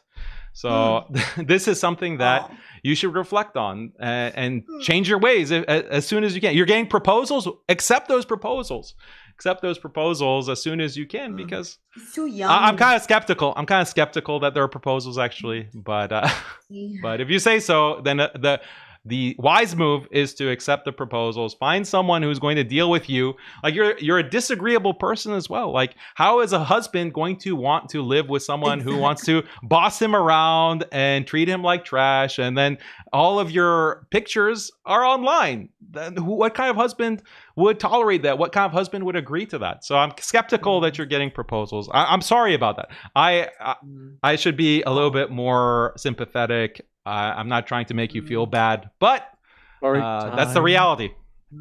That's okay. You know what? The guy is too young. If I was like Muhammad, then I would think about, you know, getting married to a young guy, but I don't do it just feels weird. Like he's 15 years younger than me. That's just not right with me. So yeah, no. That's what I teach on OnlyFans. You know, how you shouldn't be a pedophile and go after younger girls because they're fertile, you know, at a certain age. So yeah, I know. The money stream that you're talking about, maybe I own 5 houses and I have a really good retirement income. When I was young and beautiful, I wasn't stupid, right? I was saving up money and I was looking for my future. Maybe I have a huge insurance policy. The thing is, all you're doing is assuming things. Oh, you're this, or you should have done this, you should have done that, you should accept it. All personal attacks. It has nothing to do with the qualifications that I have. Whatever I did, whether it is OnlyFans, where I sit there and talk about Islam and rip it apart every single day. So please go do join my Haram Cup. Or It is being a beauty queen, which I think I came from a country and I am proud that I did that. I encourage a lot of women and encourage them to stand up for their rights. And if they wanted to be a beauty queen, they should be able to be a beauty queen. Why not? I have been given this beauty and I'm going to share it with the world. If you have a problem, you need to cover your eyes. You're the one that can control yourself. You're the mental patient. Like, this is where I don't understand. Men are the ones that can't control themselves, yet, you know, when the person with the mental illness needs to be put away, not the victim. Here we're telling the victim, oh my God, you need to stay inside because mentally ill patients are running around outside, roaming freely. No, sir. I am fine the way I am. Unless Haqiqatjou is looking for like 6th, 7th wife now. Yeah, so I mean, everything. That's not true. The again, like, just for the audience, like, everything that my opponent is saying, it's like very typical of women. They can only think of for themselves. They can only think about what is going to make me feel good, what is going to make me happy, decisions that are best for me personally. She is literally incapable of thinking about society, to thinking about like future, what is going to be the state of the world. Like, those are the kinds of thoughts and concepts that men are suited for contemplating, planning for. And this is why men are leaders, why men are guardians, because of the cognitive capacities that they have. Women, unfortunately, do not have. I mean, that's just the way that God created them. That's why God has said that men should be the caretakers and the guardians and the authorities over women. For this very reason, women need to focus on raising children, nurturing children, educating children. That should be the role of women. And then men have the role and the duty and the responsibility to provide, to protect those women and those children, and therefore they are the authority. That is the grand system that has been sent by God, that has been legislated by God, and this is how human beings have lived for the entirety of human history, entirety of human civilization. Now feminists have decided that no, what's the most important is that I want to show my private parts online so that men will give me money. And therefore, we can just burn civilization. We can burn the world to the ground because I need to get those likes. I need to get that attention from men, and I want to live a independent life. This is psychotic. This is like a psychotic mindset. It's very sick, and I don't understand why my opponent doesn't see that. Isn't it obvious? I think it's obvious to most people. Why don't you see it? That it can't just be about what you want. What about everyone else? Does it matter to you at all? If you can't see that, that just proves that you're not suited to be a guardian. You're not suited to be in that leadership role. No, it's not what everyone, it's what men. It's what men want. It's not what everyone wants. We are working towards society. Women are looking after women. A woman that is not being abused, that is at home and is happier, is going to raise happier kids. Her kids are not growing in that toxic environment, so that is going to create the future effect for that kid. Kids that are grown in toxic environment where they're seeing their mother get beaten up every single day, you think they're better? No. So we are thinking of the community, and women are actually more involved into the community. Any communities that you go to and any communities that are running, they're ran mostly by women. Okay. Any social system that where you go to where women, kids are involved, there are women up there. They are the community leaders. You men aren't in there, and you're not even involved in any of these kids' activities and stuff. So stop saying that we don't care about the society. We don't care about this. We don't care about that. You guys just want to oppress us. And now you keep saying, like, I think like Islam has this like fascination with like sex and all that. Like, they just can't get past it. Only 10%. Only 10% of women are doing OnlyFans, but they will keep going around OnlyFans prostitution, OnlyFans prostitution. Only the 90% of women that are working, that are doctors, that are pilots, that are highly achieved, like they have so many women totally ignored. No, they're only going to worry about the OnlyFans because that's all they care about. That's all. Their whole religion, the whole ideology is about women and their vaginas, even after that. And then they say like, oh, we don't sexualize women. We don't. Women are the ones sexualizing themselves.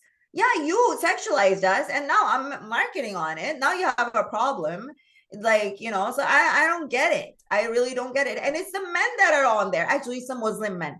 I repeat that again, that it's the Muslim men in Pakistan actually watch the most gay porn and animal porn. And my OnlyFans, Source, trust me, most of bro. them are from Muslim countries. Let me just tell you, all men. Yeah. Okay. So again, she can't conceive of anyone other than herself. This is like narcissism on steroids. Children raised by single mothers suffer the worst kinds of results. Let me read you some stats. So Mark Regnerus, professor at the University of Texas, says children reared in homes headed by single mothers are going to suffer from more depression. They're going to have more drug use. They're going to be on more public assistance as adults. They're going to have more, they're going to need more mental health counseling and therapy because they're suffering from psychological problems. They're going to have problems in graduating. They're going to have more problems becoming addicted to drugs and other destructive behaviors. This is the result of single motherhood. It's a disaster for children who are raised without their fathers. But as long as a woman gets to choose how she lives her life, that's the most important thing. Who cares about these kids? Let them be more depressed, more likely to, end themselves. I don't want to use the word for YouTube. End themselves. They're going to be more likely to be homeless. That's fine, as long as I get to choose for myself.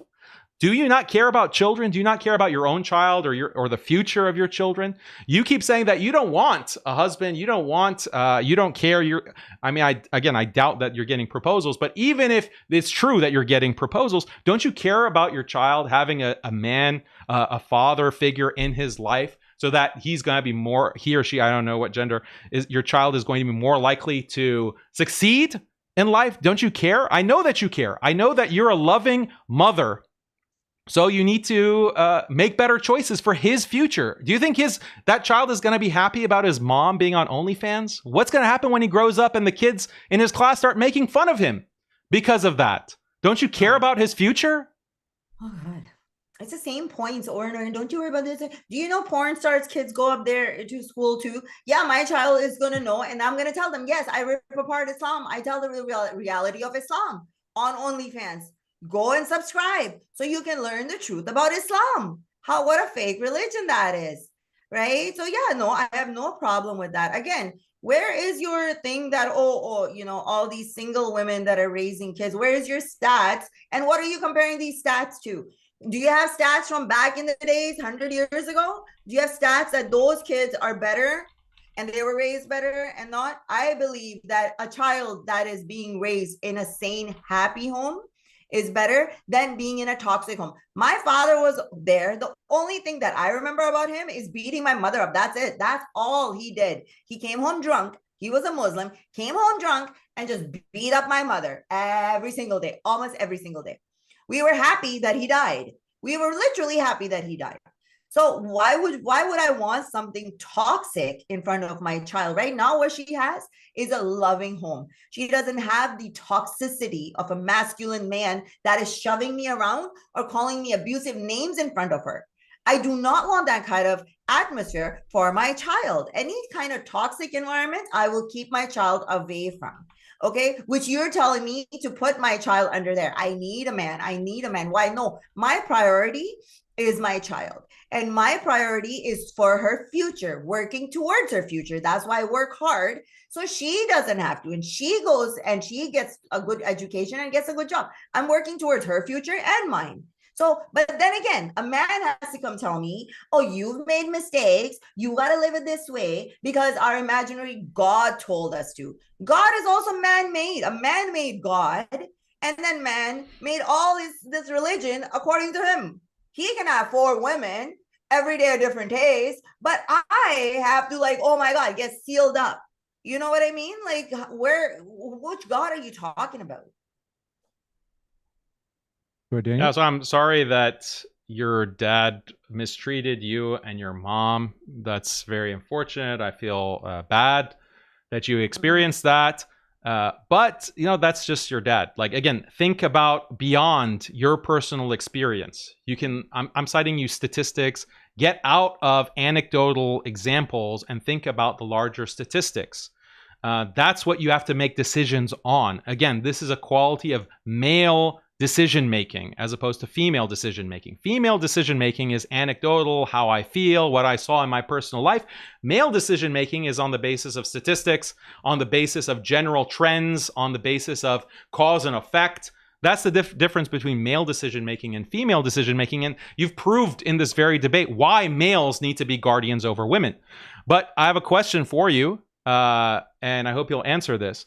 Do you want your daughter to follow in your footsteps and go on to OnlyFans when she grows up? When my daughter grows up and she's an adult, she can make her own decisions. It doesn't matter what she wants to do. I am not one to control her. She's going to make her own decision. It all depends on how I raise her, that she's smart enough to make smart decisions. That's what I would say.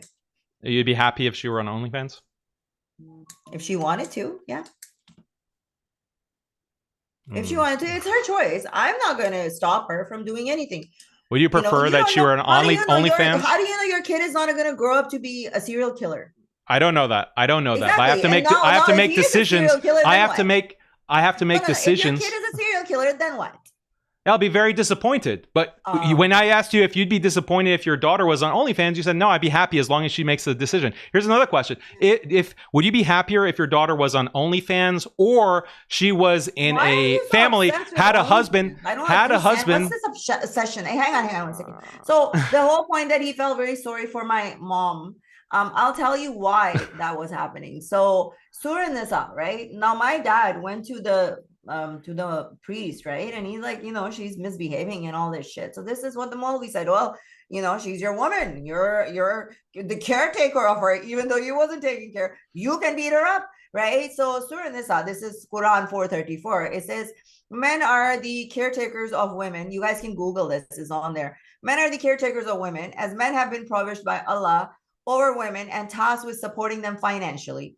And righteous women and devoutly obedient, and when alone protective of what Allah has entrusted them with, of course, they're, what? And if you sense ill conduct from your women, advise them first. If they persist, do not share their bed. If they still persist, discipline them gently.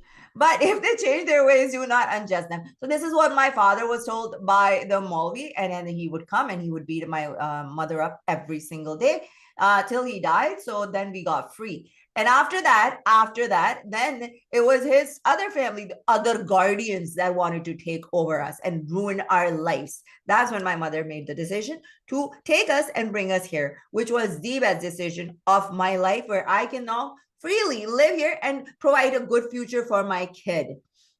At least, you know what? I don't have a problem with her doing OnlyFans. Let me ask you a question. Would you be happy if you were to get your 6-year-old daughter married to a 50-year-old man? Would you be okay with that? Let me answer my question first because you dodged it.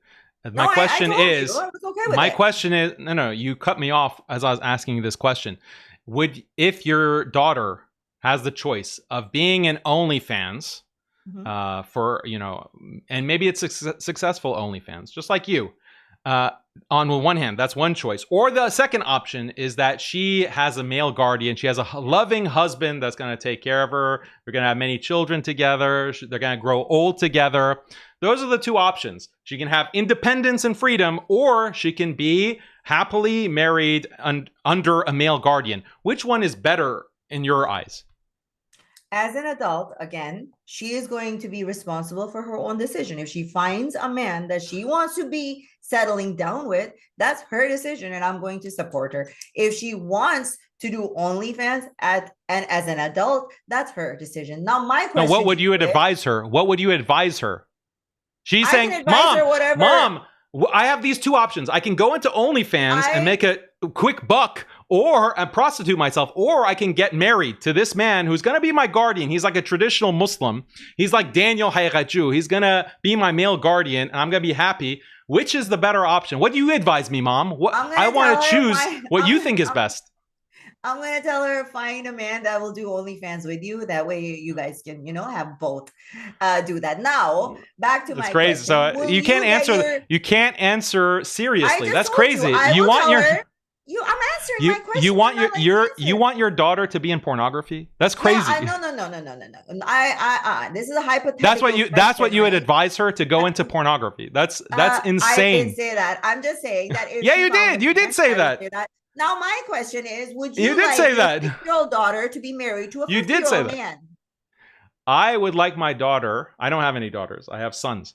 But if I had a If you daughter, had a I would daughter. encourage her to get married early. I would encourage her, How and early? I'd find a suitable husband for her who will take care of her and who will be her guardian, who will guide her, who will How protect early? her I'm talking with about good values. 6-year-old. 6-year-old. I will have the foresight and the protective qualities of a good male guardian to make sure that she marries someone who's suitable, who can take care of her when she is at the right age for that. And that varies between different people. It varies on the basis of maturity. It varies on the basis of what is physical maturity. What's maturity? The maturity is physical maturity when she's ready Like for a what? relationship.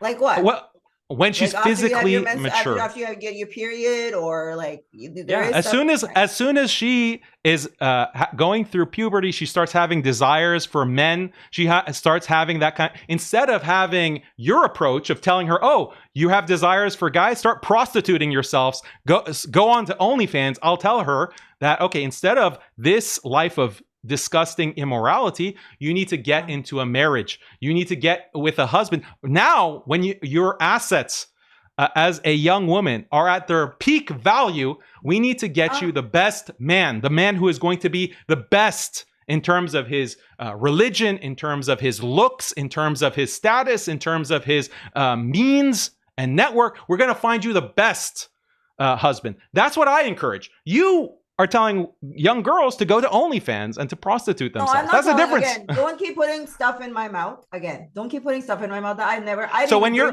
daughter, when your daughter, so obsessed with my when your daughter, gonna go subscribe to it. When your daughter, no, when your daughter, the only thing he's talked about is my OnlyFans. I have to break it into 2 minutes. I have to break it into 2-minute intervals, just because I appreciate your guys' assertive personalities. But we have to be sure that we hear each of you.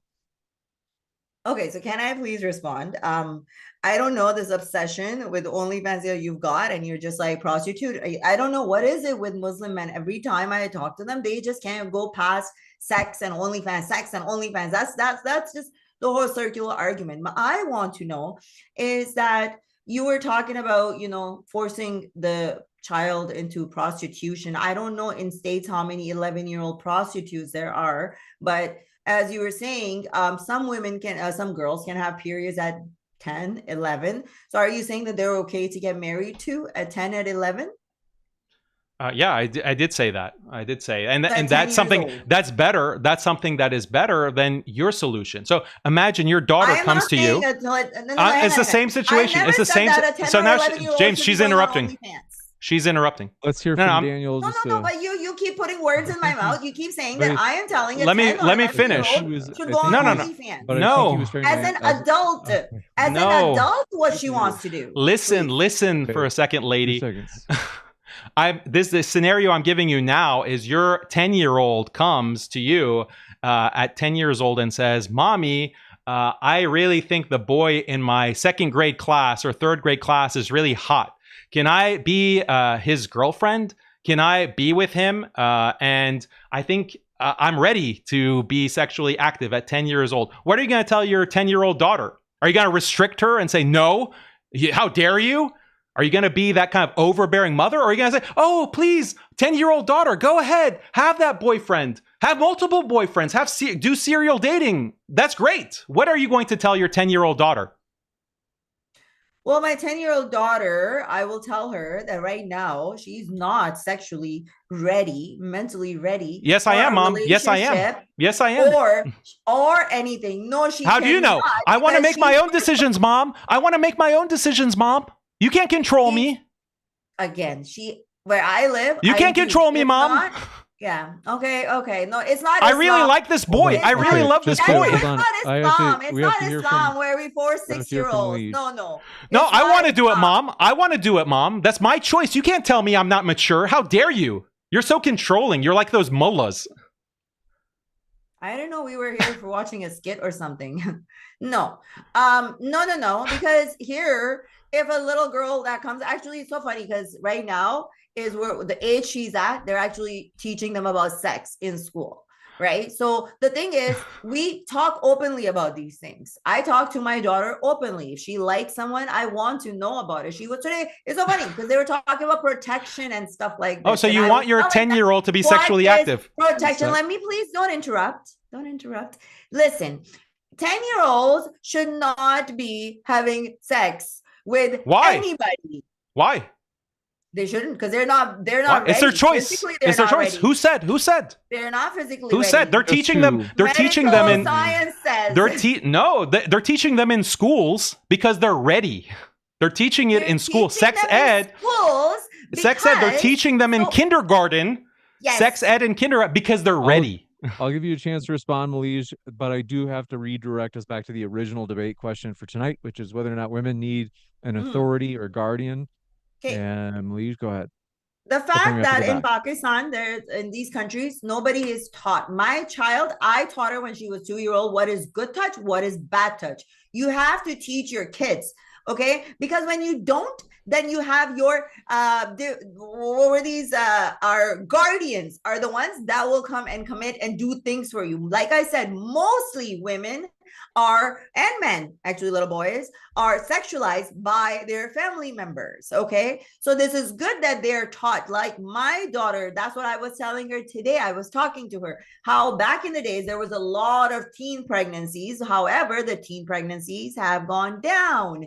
Things are changing because we're educating our girls. This is exactly what we need to do. We're not sitting there and telling them, oh, you should go and have sex. So with Daniel, it's okay if a 10-year-old gets married to a 50-year-old. That's fine.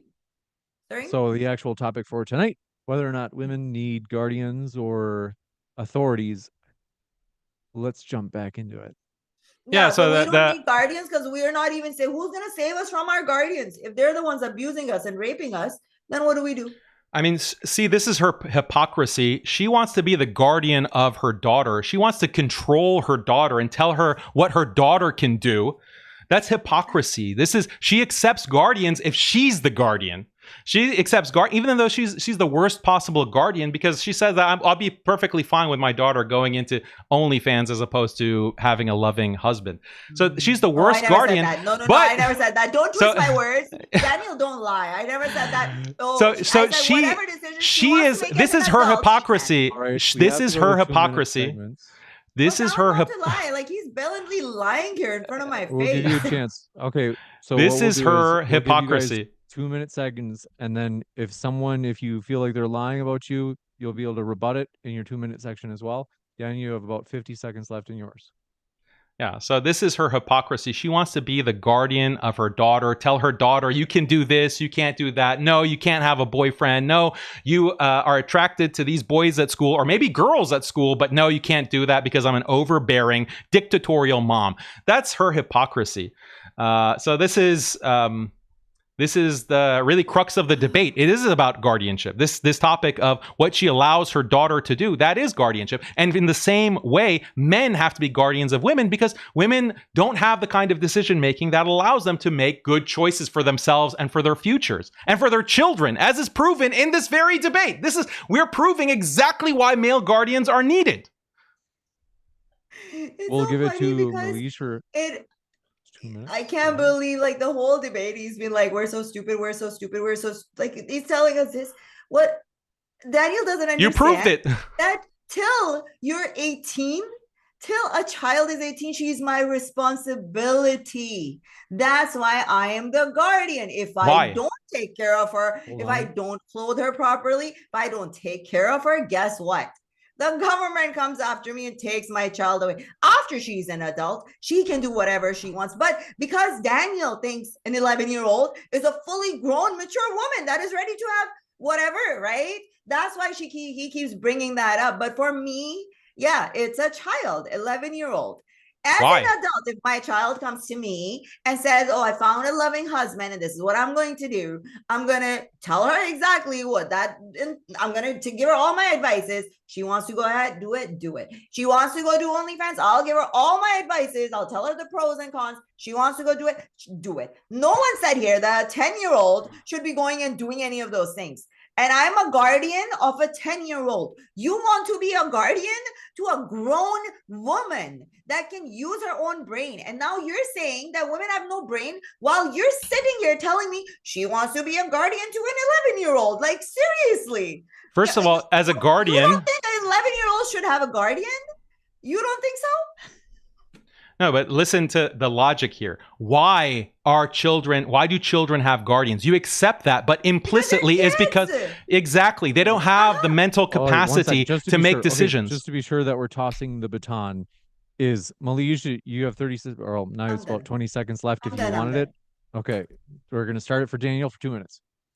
So the implicit assumption that you have is that children need guardians because they are not able to make good decisions for themselves. That's the reason that they need a guardian. It's the same exact logic for why women need guardians, because they are squandering their assets. They are making bad long-term decisions. They're not cognitively able to in the same extent that men are. And by the way, they do depend on men even when they claim to be independent. I showed all of those economic stats that you weren't able to address. So the same reason that women need guardians is why children need guardians, because they're not able to make decisions for themselves. Now, you claim that you're a guardian of your child, your daughter. If she decides tomorrow that she wants to have a boyfriend, guess what? You can't tell her not to. You can't control her because even the parental rights, the same feminist system that destroyed male guardianship is destroying parental guardianship. So if your daughter as a 10-year-old wants to go have a boyfriend and be sexually active, you can't tell her anything.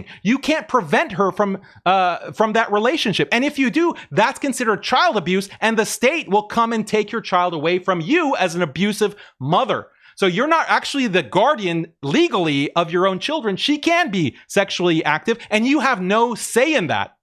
Do you realize that? Do you know that? Yeah, so do your kids. Same thing with you. I guess if a kid wants to disaster. It, that's fine. It's a disaster. But my job is to educate my child. If she wants to go do it, obviously I can't stop her. And that's with anybody's kids. That's with anybody's kids, right? Like you're saying, oh, she's going to go at 11-year-old. I don't know which 11-year-olds are going and having sex. I think you're just obsessed with 11-year-olds and sex. Like whole conversation has just been up there. Again, please, everybody, listen to this, what he is saying. That why do I want to be a guardian to an 11-year-old?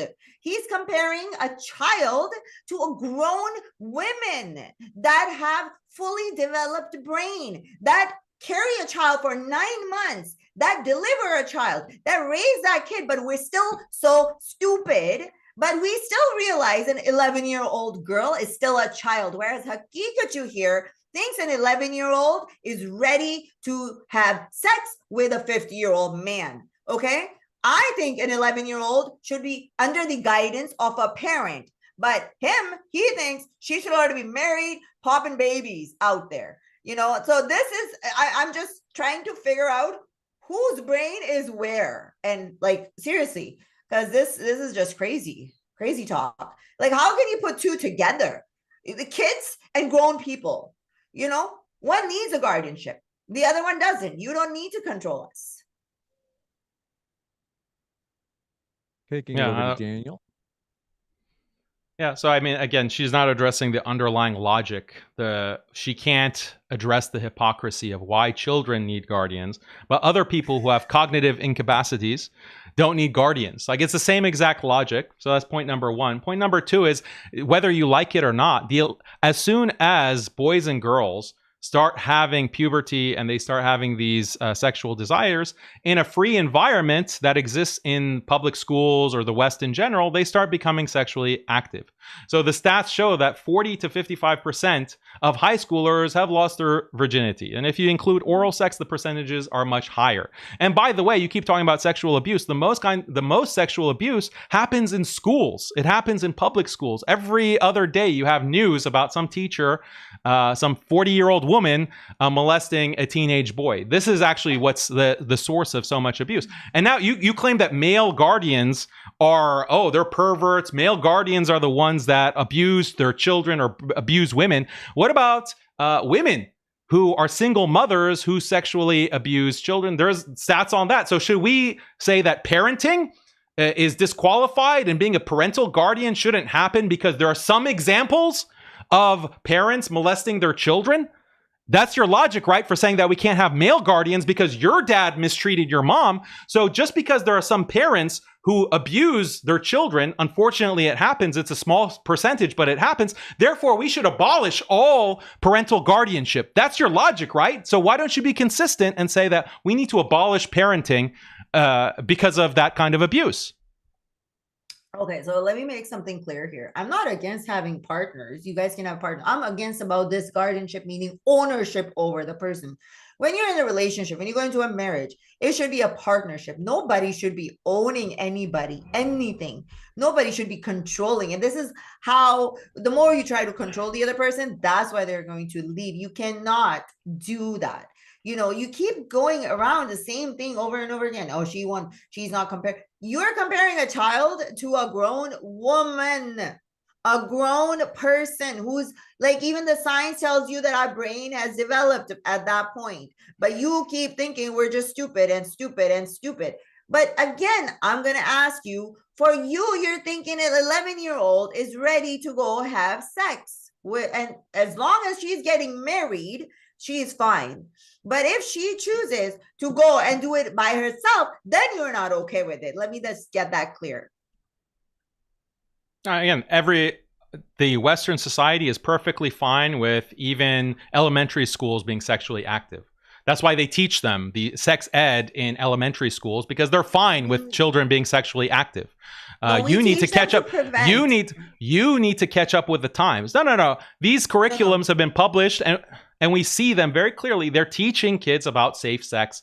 You know, if you want to be straight, if you want to be gay, maybe you're a lesbian, maybe your gender, you're a different gender. Like, this is the educational curriculum in countries like Canada, in California, in New York. They are teaching children to be sexually active, and the age of consent for sexual activity has been lowered to that age group of 10 years old, 11 years old, as long as it's with another 10-year-old or another 12-year-old. The West, the liberal West, feminists have no problem with sexual activity of children. But again, you have a problem with that because you're a guardian. You want to be a guardian over your children. You want to control them. You want to tell them what to do. It's because you accept the concept of guardianship. But the same exact logic applies for women. I went over all the studies about how women are cognitively worse than men when it comes to making decisions. I should. We can go over the studies. You want? We'll read the studies. We can read the stats. We can read the stats one more time. Maybe you didn't see it when I went over it in the presentation. Let's go through the stats. Gender differences in reward-related decision processing under stress. Written by Nicole Lightfall et al., all the other authors, Social Cognitive Effect Neuroscience in 2011, published. Go read it. The impact of cortisol, reactivity to acute stress on memory, sex differences in middle-aged people, sex differences in emotional and physiological responses to social stress. We can go on and on. Gender differences in reward-related decision processing under stress. Gender differences in the cognitive control of emotion. On and on. And this was just four studies. I just have to ask you one question. All of them showing that women are cognitively inferior in decision making. Now it's my turn. Right. So you said that you have a problem with a 10-year-old and a 10-year-old being sexually active, but you don't have a problem if that 10-year-old was married to a 50-year-old. Are we clear? No, I don't. How many times do I have to say? I have a whole debate on this topic.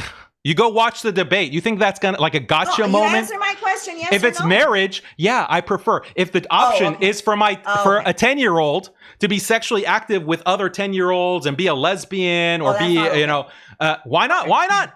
You're intolerant, Malise. You don't. Why is it wrong to be a lesbian? You're very intolerant. If the option is that or being in a marriage, a lesbian. Hey, the marriage is going to secure. You love. The marriage. You love. Then why do you say that's wrong? I So never said it you're was fine. wrong. I never said, are you? No, listen, why do Muslims lie so much? Literally, you want to go, you should go rewind this and see how many times you have lied and put words in my mouth.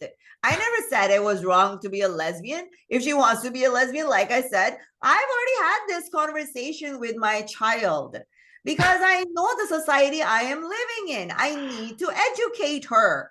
I do. You know what happens back home where you don't educate anybody? There's women, they will have their period, they don't even know what it is. They're crying, oh my God, we're bleeding. Why? That's Nobody the even told them problem. what period was. You didn't have someone Oh my God. educating you. That's why you're in the situation Because you are there in is no today. sex education in Malise Pakistan, finish. unfortunately. Exactly. They don't even teach you basic biology about your body in Pakistan. Till one day you're surprised, you're bleeding. Oh shit, I didn't even know this was something supposed to happen. The girls get molested all the time. They don't even know what's happening with them. Now that we're being taught, I told my 2-year-old, if somebody ever asks you to sit in their lap and you don't want to, you come and tell me. If somebody touches your private parts, you tell me. When they do a test at about 5 years. They'll do like a 5 or 6 years. They do a questionnaire with like who should be touching your private parts, should the doctor touch it? They did the whole thing, and my daughter passed it because I made her aware of that. Like you said, we were saying, right? Like as a guardian, because it's my job. But as a husband, if I have a husband, it is my duty as a wife to be loyal to him. He can't tell me what to wear, what to eat, who to talk to, what to work, what to do this. That is my life as a grown adult. If I compromise, that means because I love him, I will compromise. Control never works. You know, guardianship in those countries, in Saudi Arabia, women weren't even allowed to go outside without a guardian. Finally, they can go step outside the house without a guardian. This is what Haqiqatjou wants for you. Again, if control doesn't work, you accept a parent controlling their child. You accept you accept a state. You accept a leader of a state controlling his citizens. You accept the CEO of a company. Yes, they do. Yes, they do. The president of a state, the head of state, controls the citizens. How? By putting in place laws, by putting in place policies. If you disobey those laws, you're going to get arrested. You're going to get punished. So you accept the control of a president, a prime minister. You accept the control of a CEO of a business. You accept control of a parent over a child. You accept all these forms of control. But only in the case of a husband having a guardianship of his wife, do you have a problem with that? Do you say that, no, that leads to abuse or that leads to problem? This is inconsistent. Are you able to follow that logic, or is this eluding you? If control leads necessarily to abuse and it should be abolished for that reason, then you should be an anarchist. You should be against having any kind of hierarchical state with a president at the top. You should be against any kind of social institution like a corporation or a business or a university that has a president, has a chain of command. A military, you should be against the military because they have a chain of command and they have a general at the top who makes decisions. If control necessarily leads to abuse, then all of these institutions have to be abolished. But your inconsistency is that you only want the male guardianship to be abolished. This is the illogic of you as a feminist. You're comparing like apples and oranges. Malise, I'll give you the last 2-minute segment, and then we're going to jump into the Q&A. Okay, I'm just saying that your comparison is totally wrong. Okay, if a president is out there, like for example, right now, Trump is out there, some people that don't like him, they're out there protesting against him, right? Whereas against my guardian, if I was out there going complaining, he's probably going to come and beat me up. So, the whole thing that you're comparing apples and oranges, again, I told you, like if I'm in a corporation, I get paid. If I get abused, I can go and take it to the law. They can be taken care of. But the whole control of a man is a total different thing. I don't know why you're comparing apples and oranges to that. And if I am taking it, so are you. You also listen to a corporate. You also listen to a president. So why is it all on me? You're also listening to a man. You're also under control of a man and guardianship of a man, right? So like you shouldn't be talking if that's what guardianship we're talking about. You know, I'm talking about full control of a man over my head all the time, telling me what to do, and or like, you know, wear this and go outside like that. No, that's not gonna happen. We will jump into the Q&A. A couple of quick housekeeping things. First, folks, if you had not heard, war has broken out between Israel and Iran. If you are interested in this debate topic and you're like, hey, I would like to debate this, I'm Team Charlie Kirk, and I think that this was the smart thing to do, Israel preemptively striking. Or if you're in disagreement, you're like, hey, actually, I think that this is a bad idea, and why did Israel attack Iran? Reach out at moderndaydebate@gmail.com, as we will be hosting a debate on that topic shortly. And with that, we're going to jump into these questions. I want to remind you folks, our guests are linked in the description box. Let me just adjust the camera here.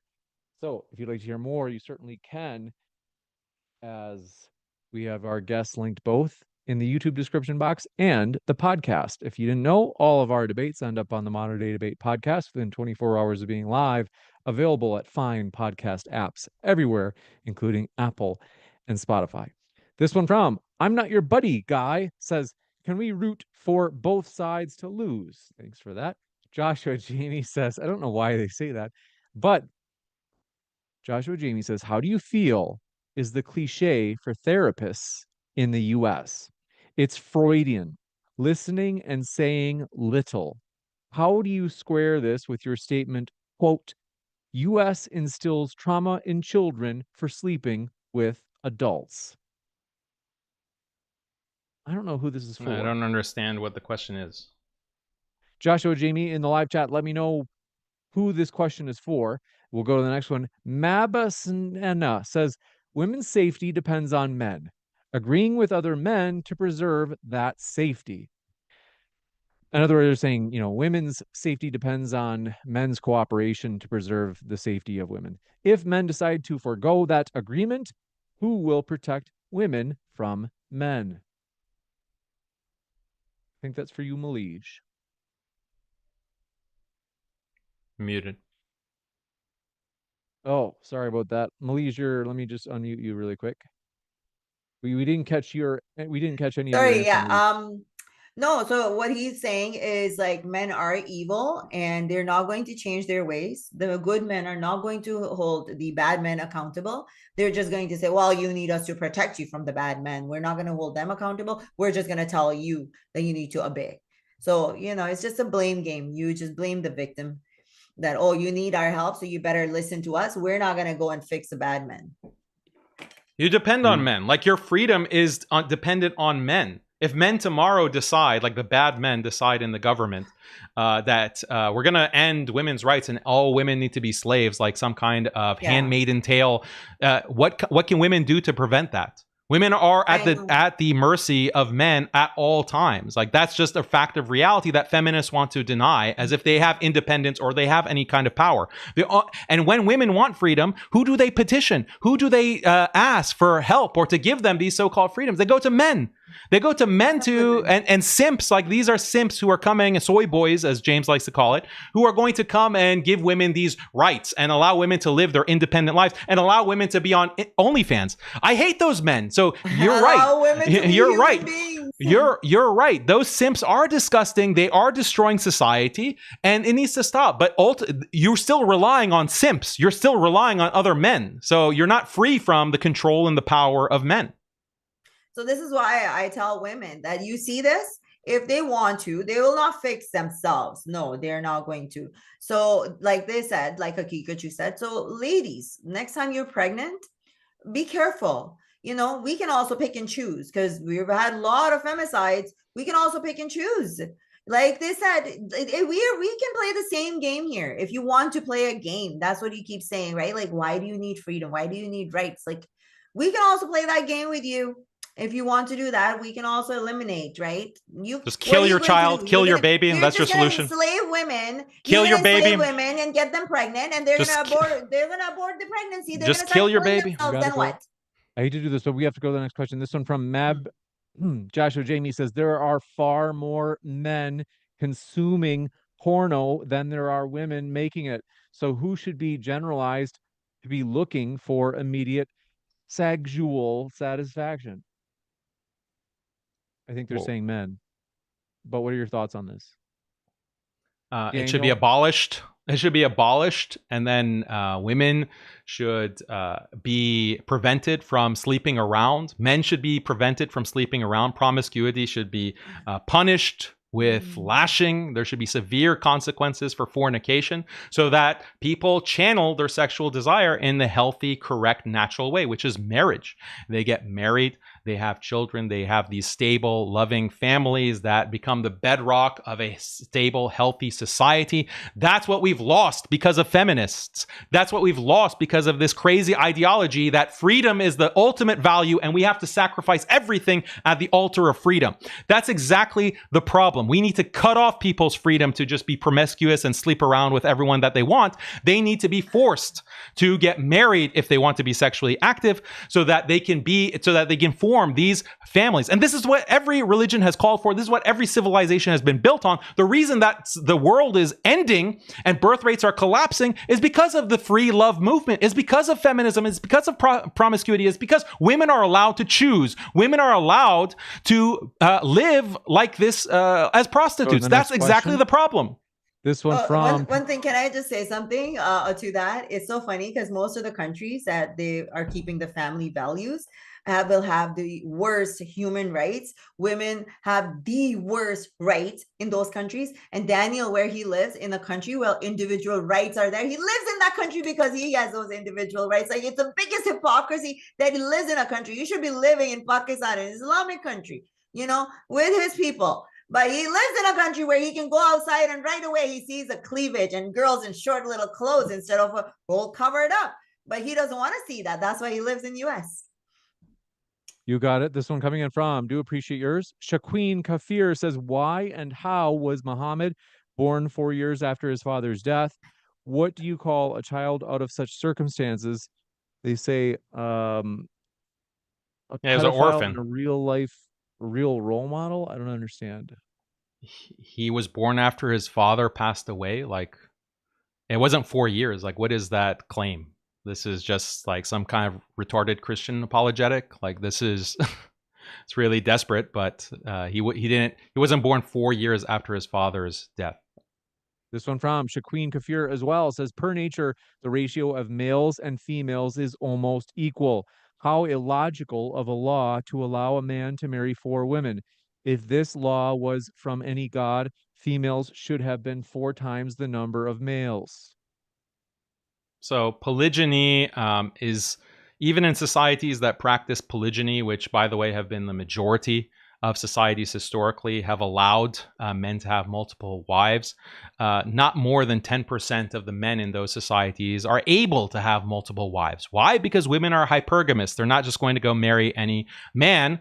And in Islam, they have a degree of choice in consultation with their wali. Their wali directs them towards a good marriage, and your wali is not going to put you into a polygynous marriage if that's not going to be the best for your interests. So even in polygynous societies, only 10% of men have multiple wives. In the West, in a liberal secular society, you have men, the top 10% of men, the Chads in society, they have many women that they're sleeping with. They have a huge black book of women that they just cycle through. And women are happy to be with the Chad. That's why you have the phenomenon of groupies. You have women throwing themselves. You have people like Malise throwing themselves at Musharraf and wanting to be a second or third wife or fourth wife to Musharraf, be a groupie to Musharraf.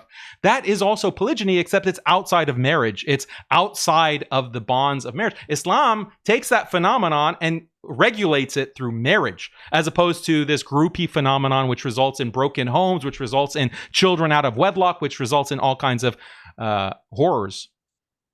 You got I it. think it's just weird for you to say that. I don't think any women, and this is why women are not dating. The whole thing, yes, yeah, we were dating the 10%, but women do find out that these men are cheating around. So that's why women are not, like, it's getting lower and lower. You know, those 10% are also not getting it. Believe me, those are also getting cut down. And watch, it's going to grow, this trend that you keep saying that we're sharing. Nobody wants to share. But you are sharing. Like, that's a fact that women...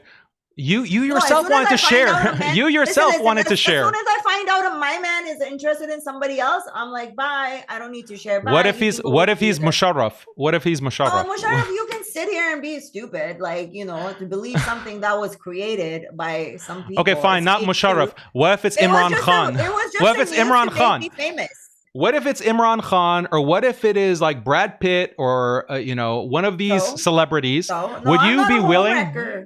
I'm Would not you? a homewrecker like You- Muhammad, who wrecked You his wouldn't. own You wouldn't fucking have a. house. You wouldn't want to have a chance Oh at my Brad Pitt. God. You wouldn't want a chance at Brad Pitt or Imran Khan. It doesn't matter. If I Maybe have you a can chance convince or him. not. I'm not a homewrecker. Maybe you can convince him to make you I don't his know. main Since we chick got instead of here, a he side wants me chick. to get married. I don't know what's wrong with Haqiqatjou. I think he's gonna propose to me by the end of this debate. He just really Oh, wants no. me to get married. No, Jeez. that's Wow. I don't want that's to get really married. not I it. don't want Imran Khan. I don't want Brad Pitt.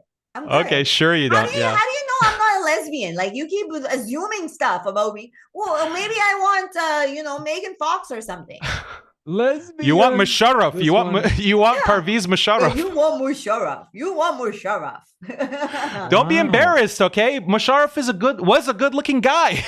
Okay. Wait, You know, he was, wa- that, was that the Pakistan and general? that's why that I'm you showed? here, because I was Yeah, famous, right?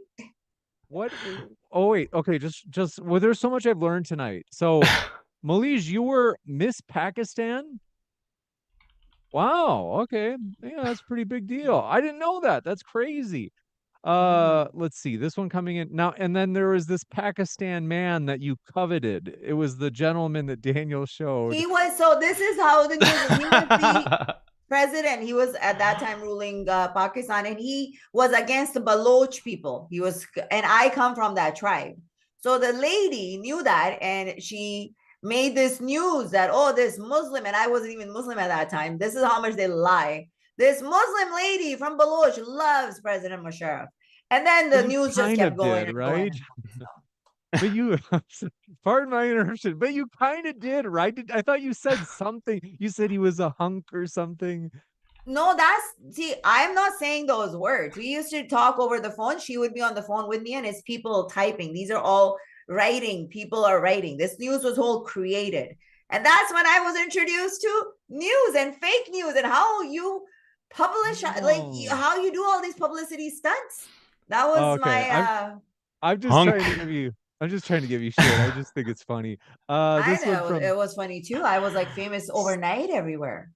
wow. Joshua And Jamie says, immediately started thirsting for Parvez Musharraf. So what? So what? Why are you jealous? Are you jealous that I'm not thirsting for you and him? an Like, come on. unquenchable thirst. A lot of women This thirsted for Joshua him. Jamie, so much thirst. Joshua Jamie says, men bomb buildings. Men should SHOOT up schools. Men cause war. Men steal and abuse.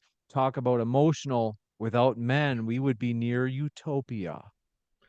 Yeah, sure we would. Why don't these women enlist for the military? Why don't these women enlist for these kinds of jobs that are difficult, that are physically intensive? Why don't the women go on these shipping boats in the deep sea, or go on the oil rigs in the deep sea, work these physically demanding jobs? Why don't women choose to do that? Because they prefer to sit comfortably at home, sit in a nice cushy office job with the air conditioning. That's the only job that women actually choose to do, and rely on men to do all the difficult physical labor, to protect them in wars, to men going into the military and literally dying to protect their country, the women in those countries. So this is hypocrisy from these feminists.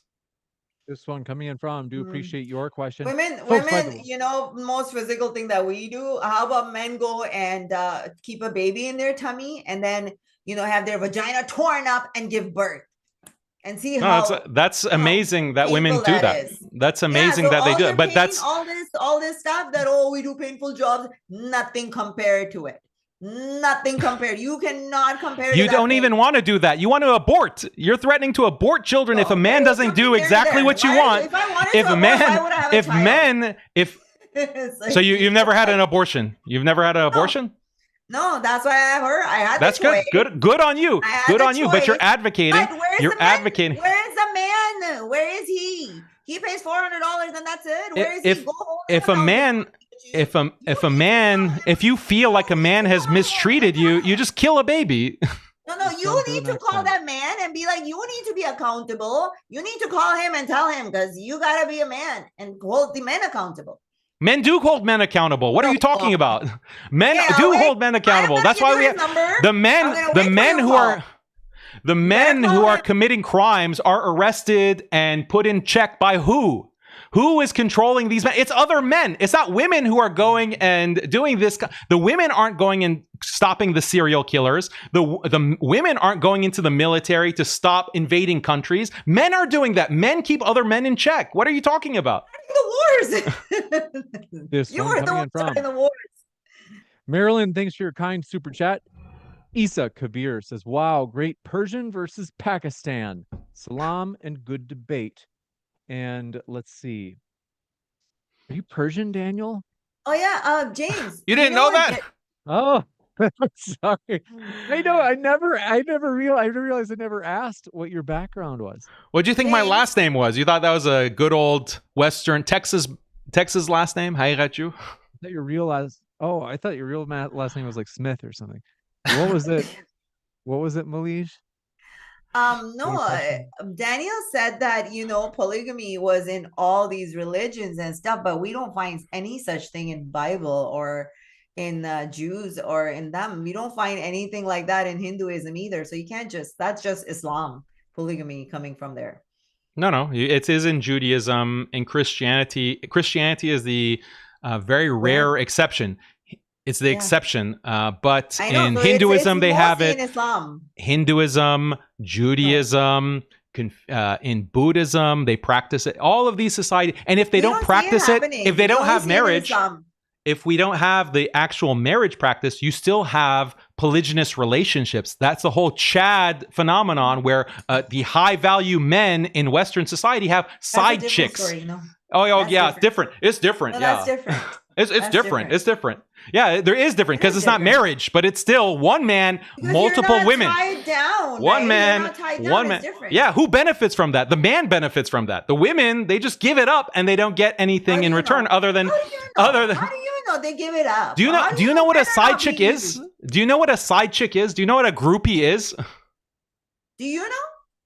Yeah, I do know. Side chicks? I do. The reason why the man has a side chick is to get pleasure from her. To get pleasure from her. The next one, second, Chayton says, hey, Daniel, not all of us men agree. Not all of us would support it. Women should become independent. Not this authoritarian style. Heck no, never. You're a soy boy. What can I say? You're a soy boy and a simp.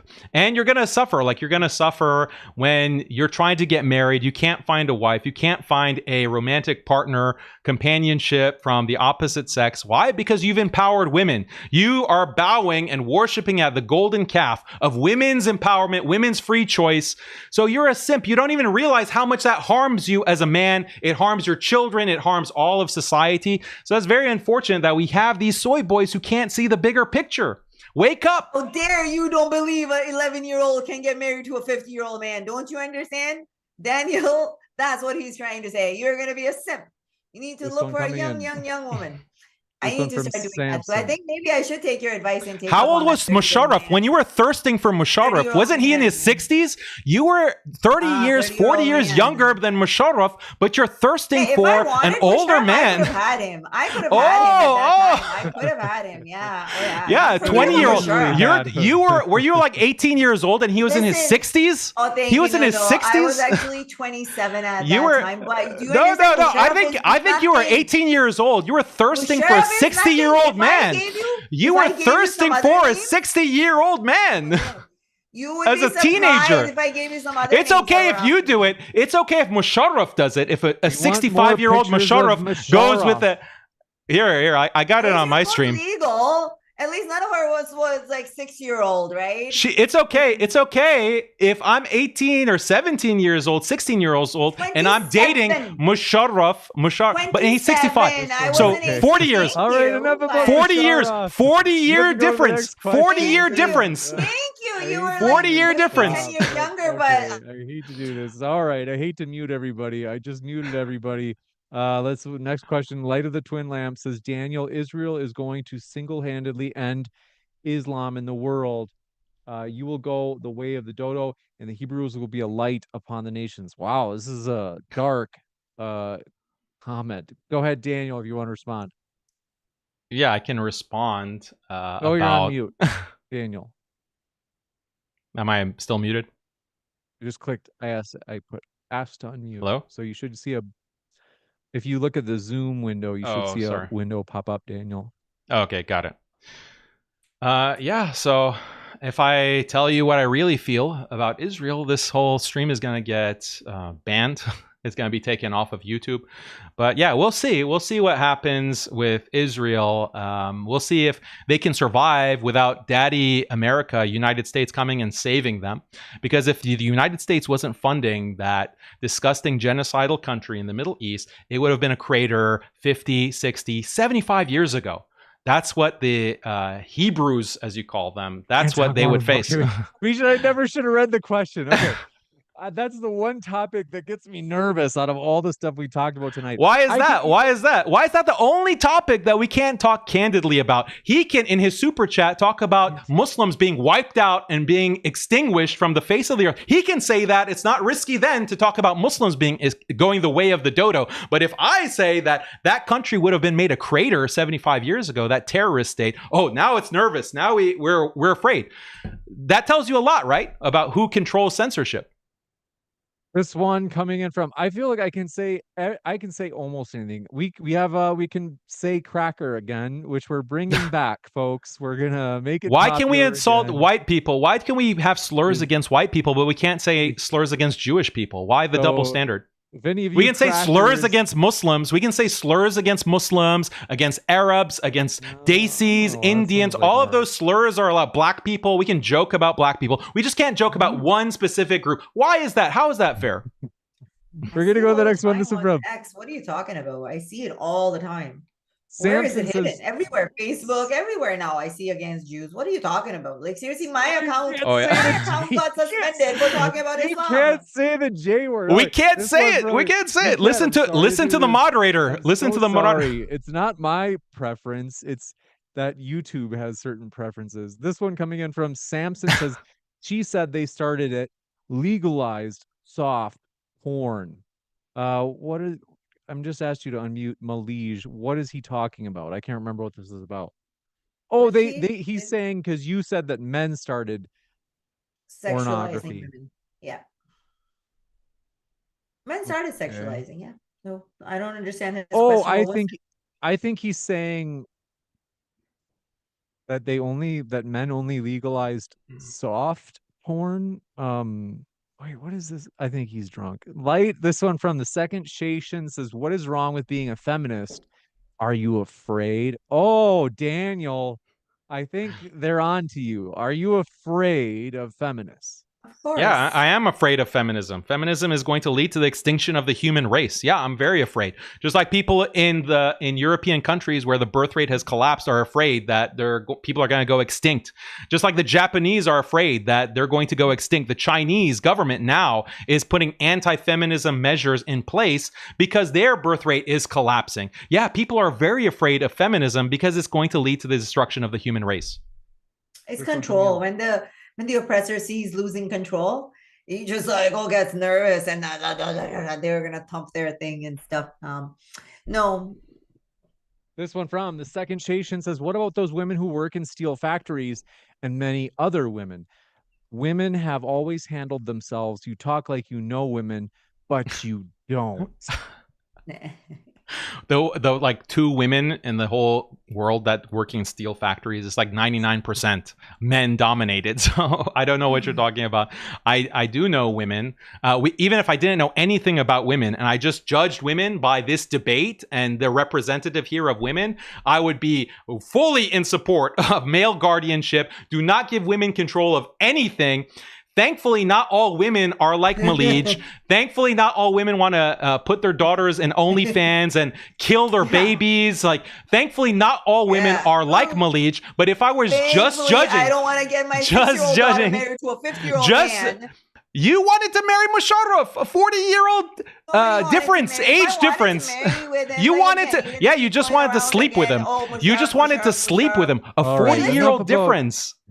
Look at this stud. I was still legal age. Look at this stud, this hunk. I was illegal. I was of Look at this age. hunk. Explain to me 6-year-old and Look at this hunk. Look at this hunk. 6-year-old and a 51-year-old. Pervez, oh Pervez, look at me, Pervez. I'm available, Pervez. I'm available. Finding a 6-year-old Oh, leave your wife. Leave your wife, Pervez.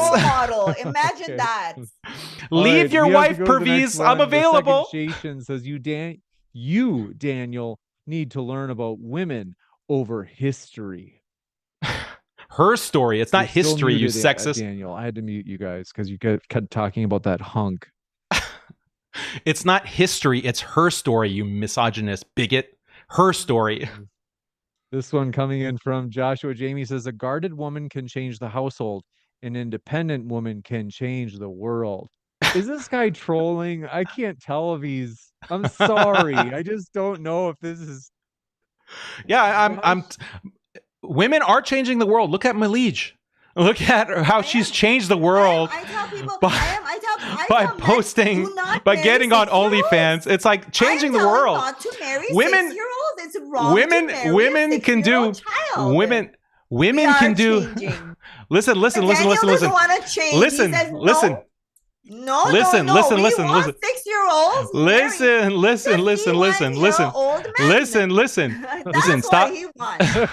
Stop thirsting for Musharraf and listen for a second. I was of a legal age. Stop thirsting for that hunk. Stop. Musharraf. Okay. Pervez, okay? She was thirsting for Pervez. Listen. Pervez, listen. Look, women achieved freedom. Okay, they achieved independence. Come on, James. Stop. Let me finish a sentence. Let me. How did you find a 65-year-old man attractive? How did you find a 65?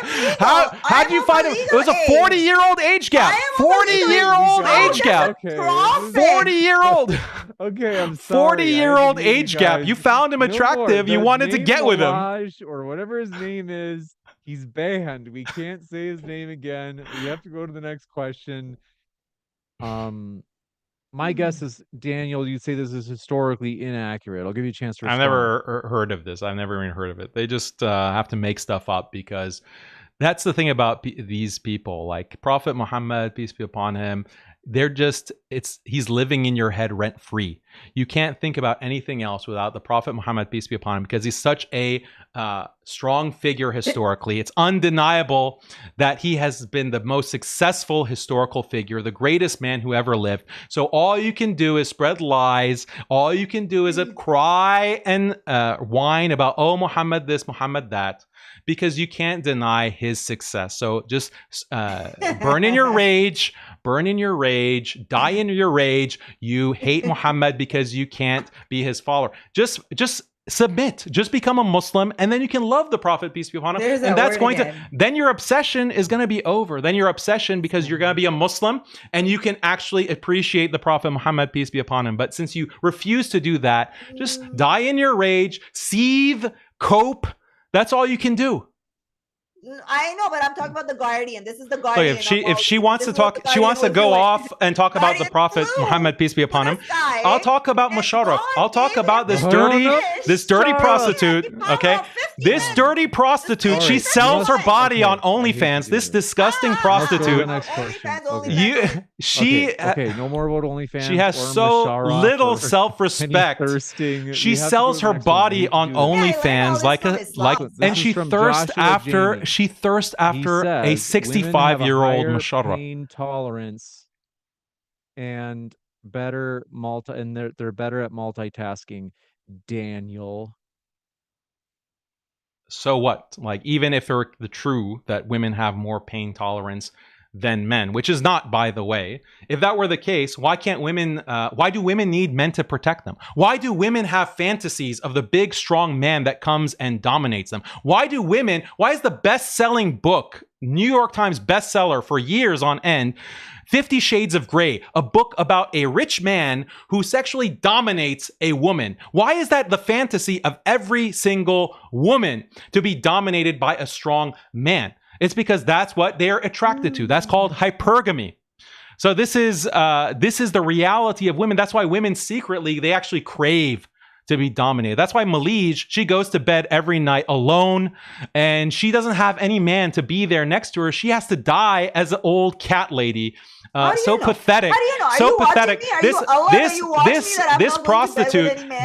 This prostitute, no man will ever love her. No man will ever get with her. She's going gonna to die alone. Like Get a cat and die alone. Get a cat and die alone. You old shriveled up shrew. You old shriveled up rat. You're gonna die alone. You're gonna die alone. I learned it from Islam, from Prophet Muhammad. Come on. We must go to the next question. This is Come on. We have Mesa Kamir says, Malise, why are you comparing the whole Pakistani nation with your criminal family? Yeah, good question. I'm just because your dad was a deadbeat, you didn't have a dad. We have to, let's give her a chance. It was asked to me, Daniel. Deadbeat dad. Deadbeat dad. My name is Malise. Can I answer? Not everyone is a deadbeat like your dad. Not everyone's a deadbeat like your dad. Did you Okay, change you have to give Malise a chance to respond. So go ahead, I think he changed. Malise. No, that's the reality of most of the men in Pakistan. Okay, don't just come up here and tell me. And I read you Surah Nisa that ayat 434. It says that you can hit your wife in Islam. All these men that follow Islam, majority of them will hit their wife because they're allowed to. He probably beats his wife too. Ask him. He's a wife beater. He's a pedophile supporter. And then he's going to sit here and call me prostitute, which I learned from his religion. From Islam. Islam doesn't teach you to be on OnlyFans. Sex everywhere. Even after death is sex and virgins. Can I respond? We're gonna go so far with this. Islam doesn't teach you to be a prostitute. I don't know where she's getting that from. If you had a dad, if you had a dad who actually cared about you, he could have raised you right so that you wouldn't end up on OnlyFans. We're going to go to this one. Steve's Creepy Van says the decision-making study published by the NHI concluded men make quicker, riskier decisions for quick rewards. Women found to be less motivated by rewards under stress. It has nothing to do with making the right decisions, though, Daniel. Yes, it does. The study that I showed you on the screen is specifically about winning a game, about getting returns. So there's a monetary reward if you make the right decision. And in the long term, men are going to make better decisions, whereas women are discouraged by negative effects. So if they don't win on one turn, then they're less willing to make the right, statistically correct decision on their next turn because they're affected by the negative emotion of losing, whereas men are able to put the loss aside and make the next decision on the basis of what is statistically correct. That's why in the long term, under stressful conditions, they outperform women by a large margin. So go back to the study that I referenced in the presentation and read it, and you'll see that men in stressful situations are better at long-term decision making. This one coming in from, do appreciate your question. Samson says, Prophet Muhammad also was married to multiple Christian and Jews, yet how come none of you bring that up? I don't know. He was married to so many women. He was married to so many. Not even married. He just had sex slaves. I want to address something that she said before about the verse in the Quran that is about striking the wife. So verse 434. The thing is that we accept guardianship and authority of the guardian. She accepts it in the case of a president. She accepts it in the case of a CEO. She accepts it in the case of parents. All of those authorities have the right to coerce their dependents to obey the rules and to obey the plan. She accepts that for all of those guardians, but she just has a problem because, again, every social institution has to have hierarchy. Yeah, I know. Of course, it's not inconsistent for me. Following their hierarchy it's not. But again, you're repeating the same thing. It's not inconsistent. It's not. You didn't answer. Let me. Apples and oranges. Can I finish, James? A president to a relationship and a guardian. Can I finish? Can I Can't. finish? I'll give you a chance to wrap up your point, and then we got to go to the next question. Yeah, let me wrap up the point. So every social grouping has hierarchy, and you can't have a social grouping without hierarchy and without dominance of a guardian at the top of it. So you accept a guardian and hierarchy for all of these institutions. If you take away the right of the guardian to coerce and to use force, then the hierarchy is destroyed, and then the social grouping is destroyed. So when you don't have the right of a man to discipline his wife and his dependents and his children, then that hierarchy will dissolve. It will be destroyed. You have to have you have to have a guardian who can coerce, who can use force, who, if need be. He doesn't usually need to use force, but he has the option. That is 100%. US, you're going to be in jail. Yeah, unfortunately, the law is wrong. The law here is a feminist law. That's why families are collapsing. That's why. Yeah, you heard me right. You heard me absolutely right. We must go to the next question. Joshua he wants to beat women. He's a woman beater too. He's a pedophile supporter. He's a women beater. Yes, go to the next question. God. And you're a prostitute. And you're a prostitute. Oh, God. Right. You got to prove that. You're a cat. Right? You're a cat lady. I'm sorry, Daniel. I can actually. You're a prostitute and a cat lady. That again and again. No, this is something. You're gonna have to prove that I'm a prostitute. Is it bad to be a prostitute? Is it bad to be a prostitute? I hate to do this. Okay, I hate to do this.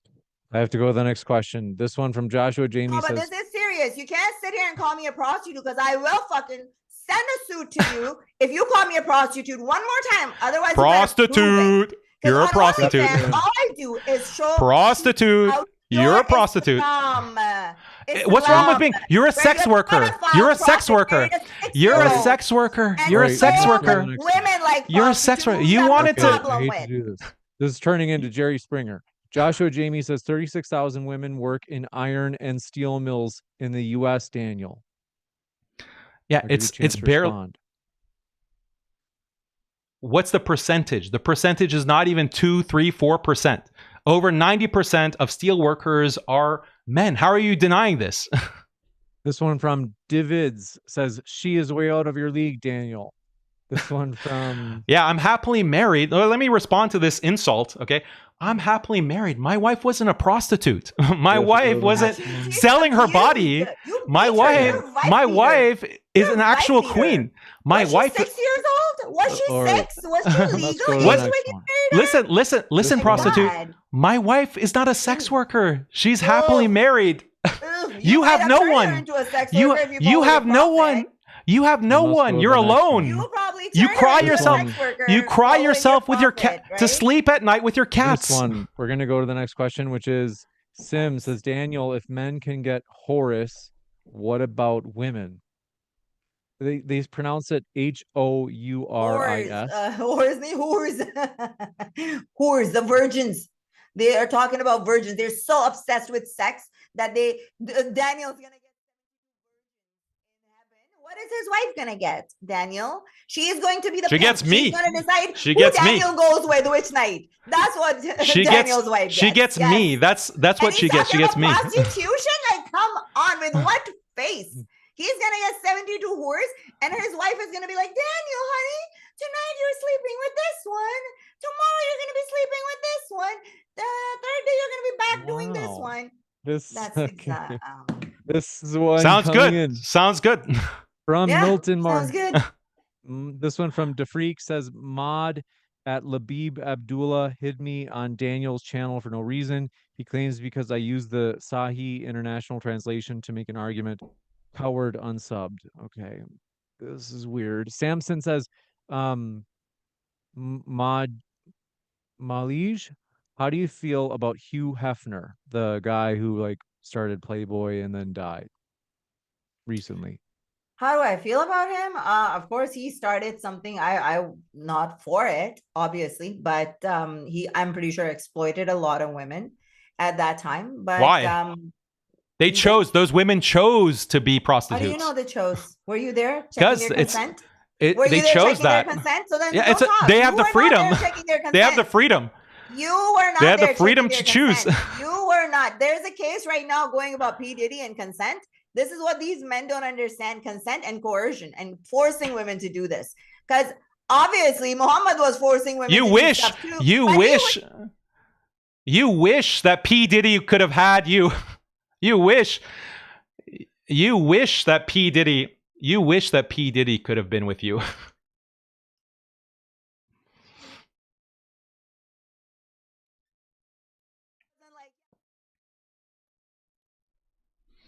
You wish that P. Diddy would have had you as his side chick. You wish. This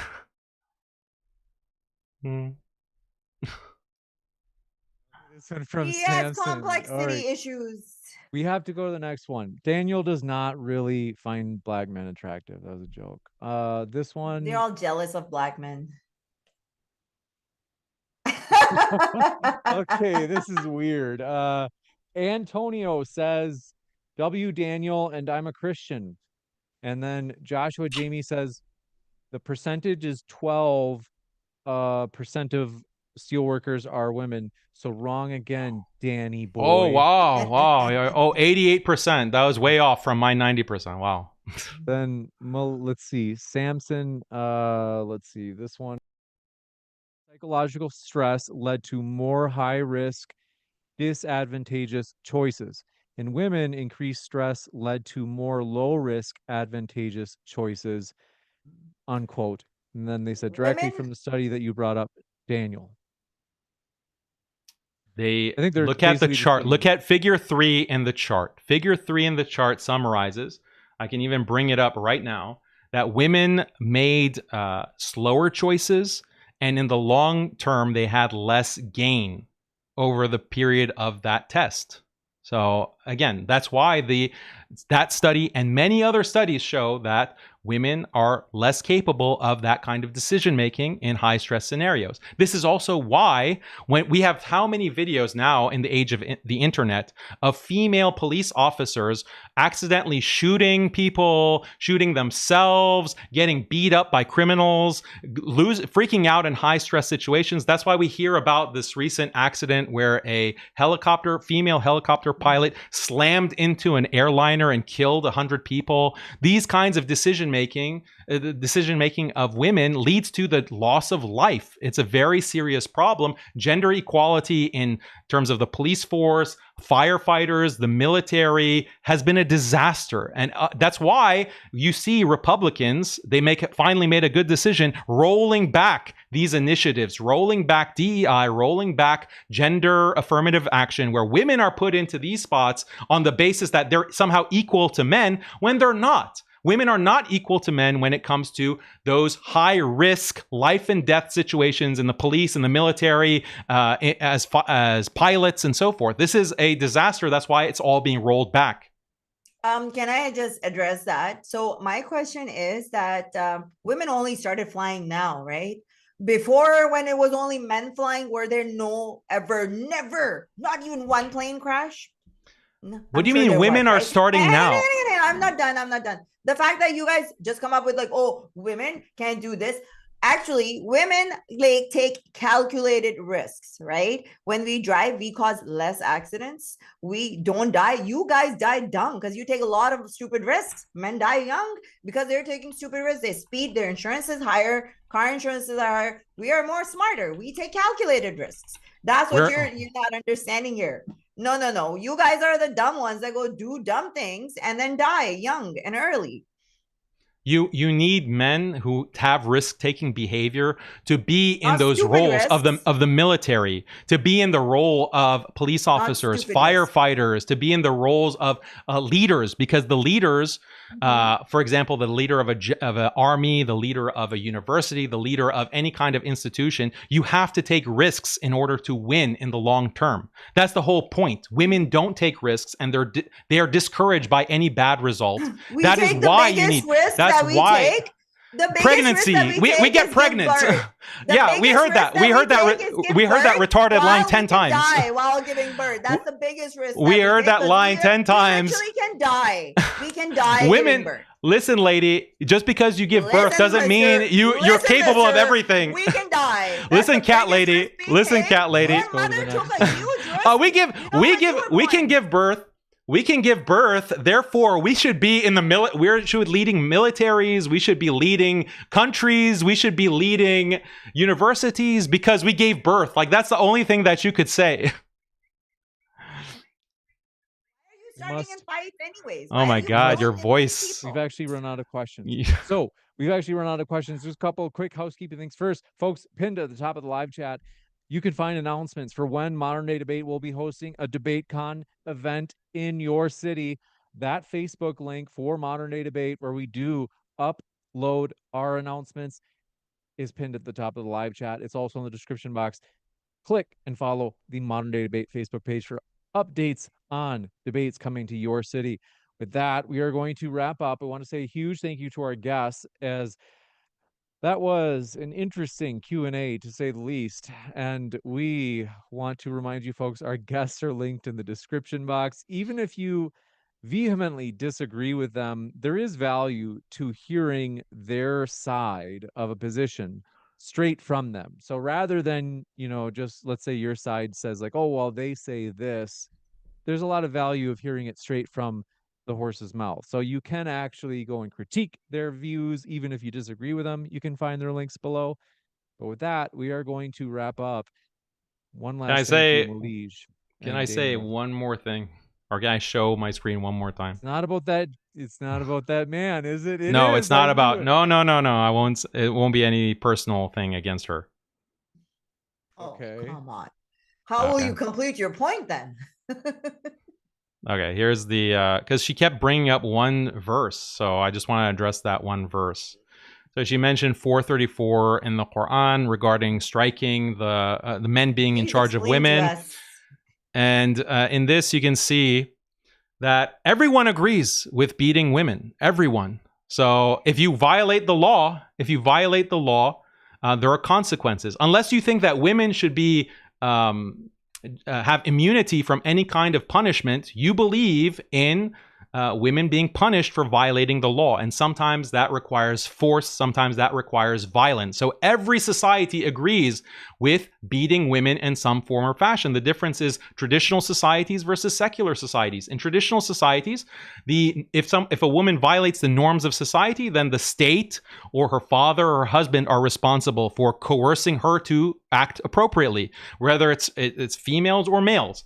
If there's norms of the family, if she violates the norms of the family, then the father or the husband has coercive power. In secular society, who beats the women? It's the state. You violate the norms of the state will beat the women. If you violate the norms of the corporation or a school, you will be coerced to follow the norms of that institution. Otherwise, you're going to be kicked out of that institution. And if you violate the norms of the family, then there's no punishment for that in secular societies. And that's why families are collapsing.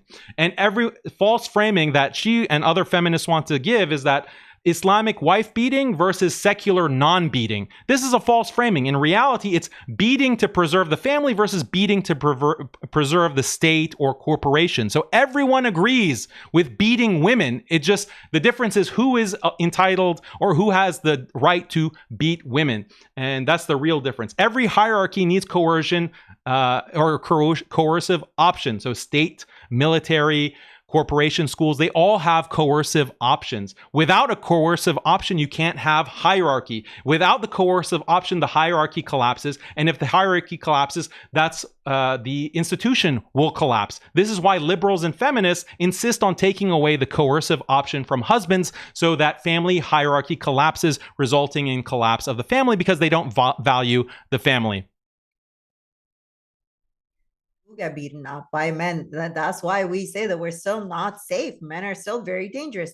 Whereas if you were to go to Pakistan, where most of these crimes are not even calculated, because I think Western countries are still safer for women, whereas these Muslim countries, right? Because you can't even go and complain.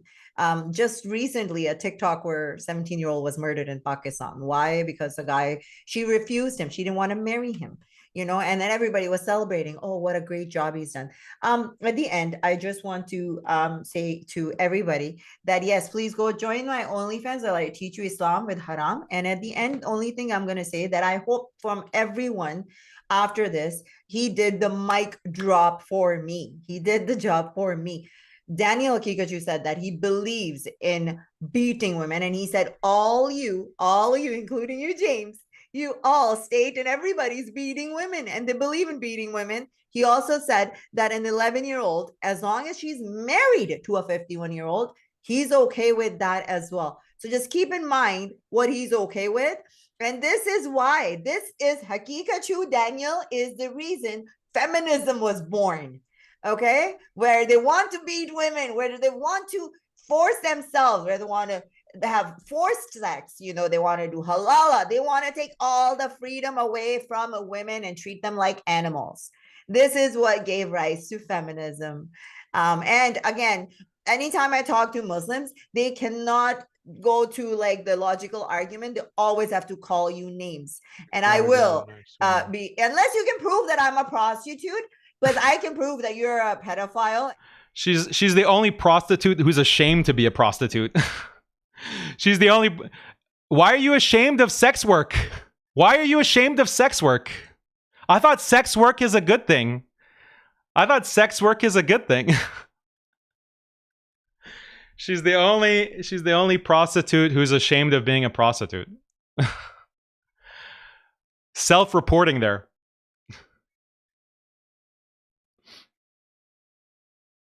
Daniel, I think they meant disgusting. I don't know.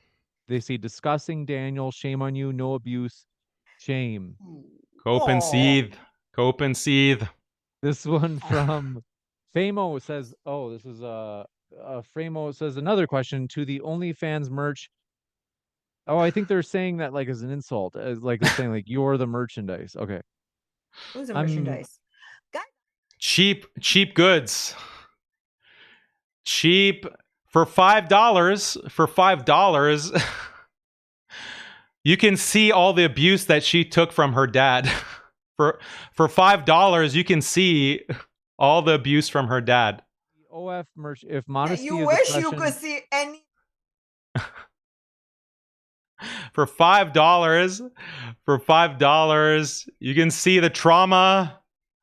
For $5, you can see years of trauma, a desperate cry for help. Desperate cry for help. I know. Modesty, but I know I'm too old for you. You're into 6-year-olds. I get it.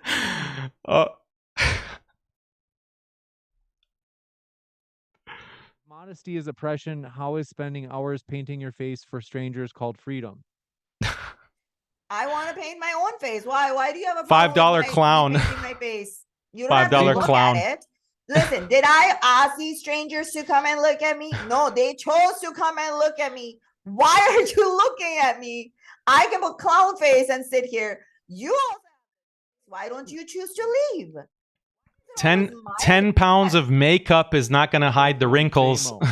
Famo says, if you're so independent, why is your power and having so many wives didn't hide the fact that Muhammad was incompetent with a 2-inch penis. How many pounds of makeup do you have to slather on to cover that face? It won't make any man propose to you. It won't make. No man is gonna propose to that. Attention. I just asked you to. Says who? Says who? I think they assume all her self-worth. OnlyFans again, assumptions, right? Muhammad flew on a Burak. Oh, God did this. They're all stories created. All assumptions. And then they're here talking about they're the one who's smarter. She's the only prostitute who's ashamed of being a prostitute. The only pimp that I know is Muhammad. That's so sad. That's so sad. You are so sad. I'm trying to think of any last housekeeping things. Oh, wait, hold on. No, wait, folks, for real. This is one I actually forgot. This is a total new housekeeping thing, and it's not a modern day debate thing. It's actually, so someone emailed me. They said, hey, there's this app called Be My Eyes. So what it is blind folks, they sign up for the app, and basically you can sign up for the app as well. If they need help, like let's say they're like, hey, I'm trying to decide between, you know, I've got a red shirt to wear and I've got a green shirt to wear. Which one of these am I holding? That's the green shirt. You know, I want to wear the green shirt. Which one is it that of these two I'm holding? So it's like a video chat where basically you can be like, oh, well, you know, the green shirt is the one that you're holding higher, you know, whatever hand that is. And they'll be like, oh, thank you. It's amazing. So, folks, if you want to do a good deed, Be My Eyes is linked in the description box. I've done it myself. So I signed up for the app. Just yesterday, I got my first call. It was a lady at the airport. She was like, hey, I'm trying to see which gate number I can't see. Can you tell me what gate number it is? And I'm like, that's number 11. And she's like, oh, thank you so much. So it's a really cool way you can help out in your community. You could say your global community. So check out Be My Eyes. That's linked in the description box. And folks, I want to say a huge thank you to Daniel and Malise. I know that tonight was fire. I have to give you guys credit. You guys are both good sports because you guys both took a lot of abuse from each other tonight. So you guys did a She's great used job. to it from her dad. He didn't take any abuse. But- His prophet.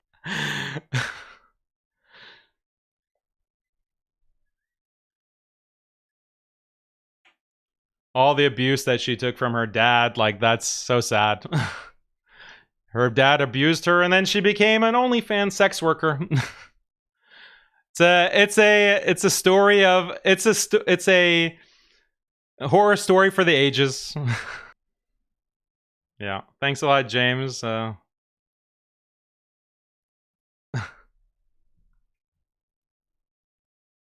It's midnight, yeah. So it's midnight like here. going on midnight for you, right? Yeah, okay. It is right at midnight. Oh, you're muted. Sorry, Daniel. Okay, now I've unmuted you.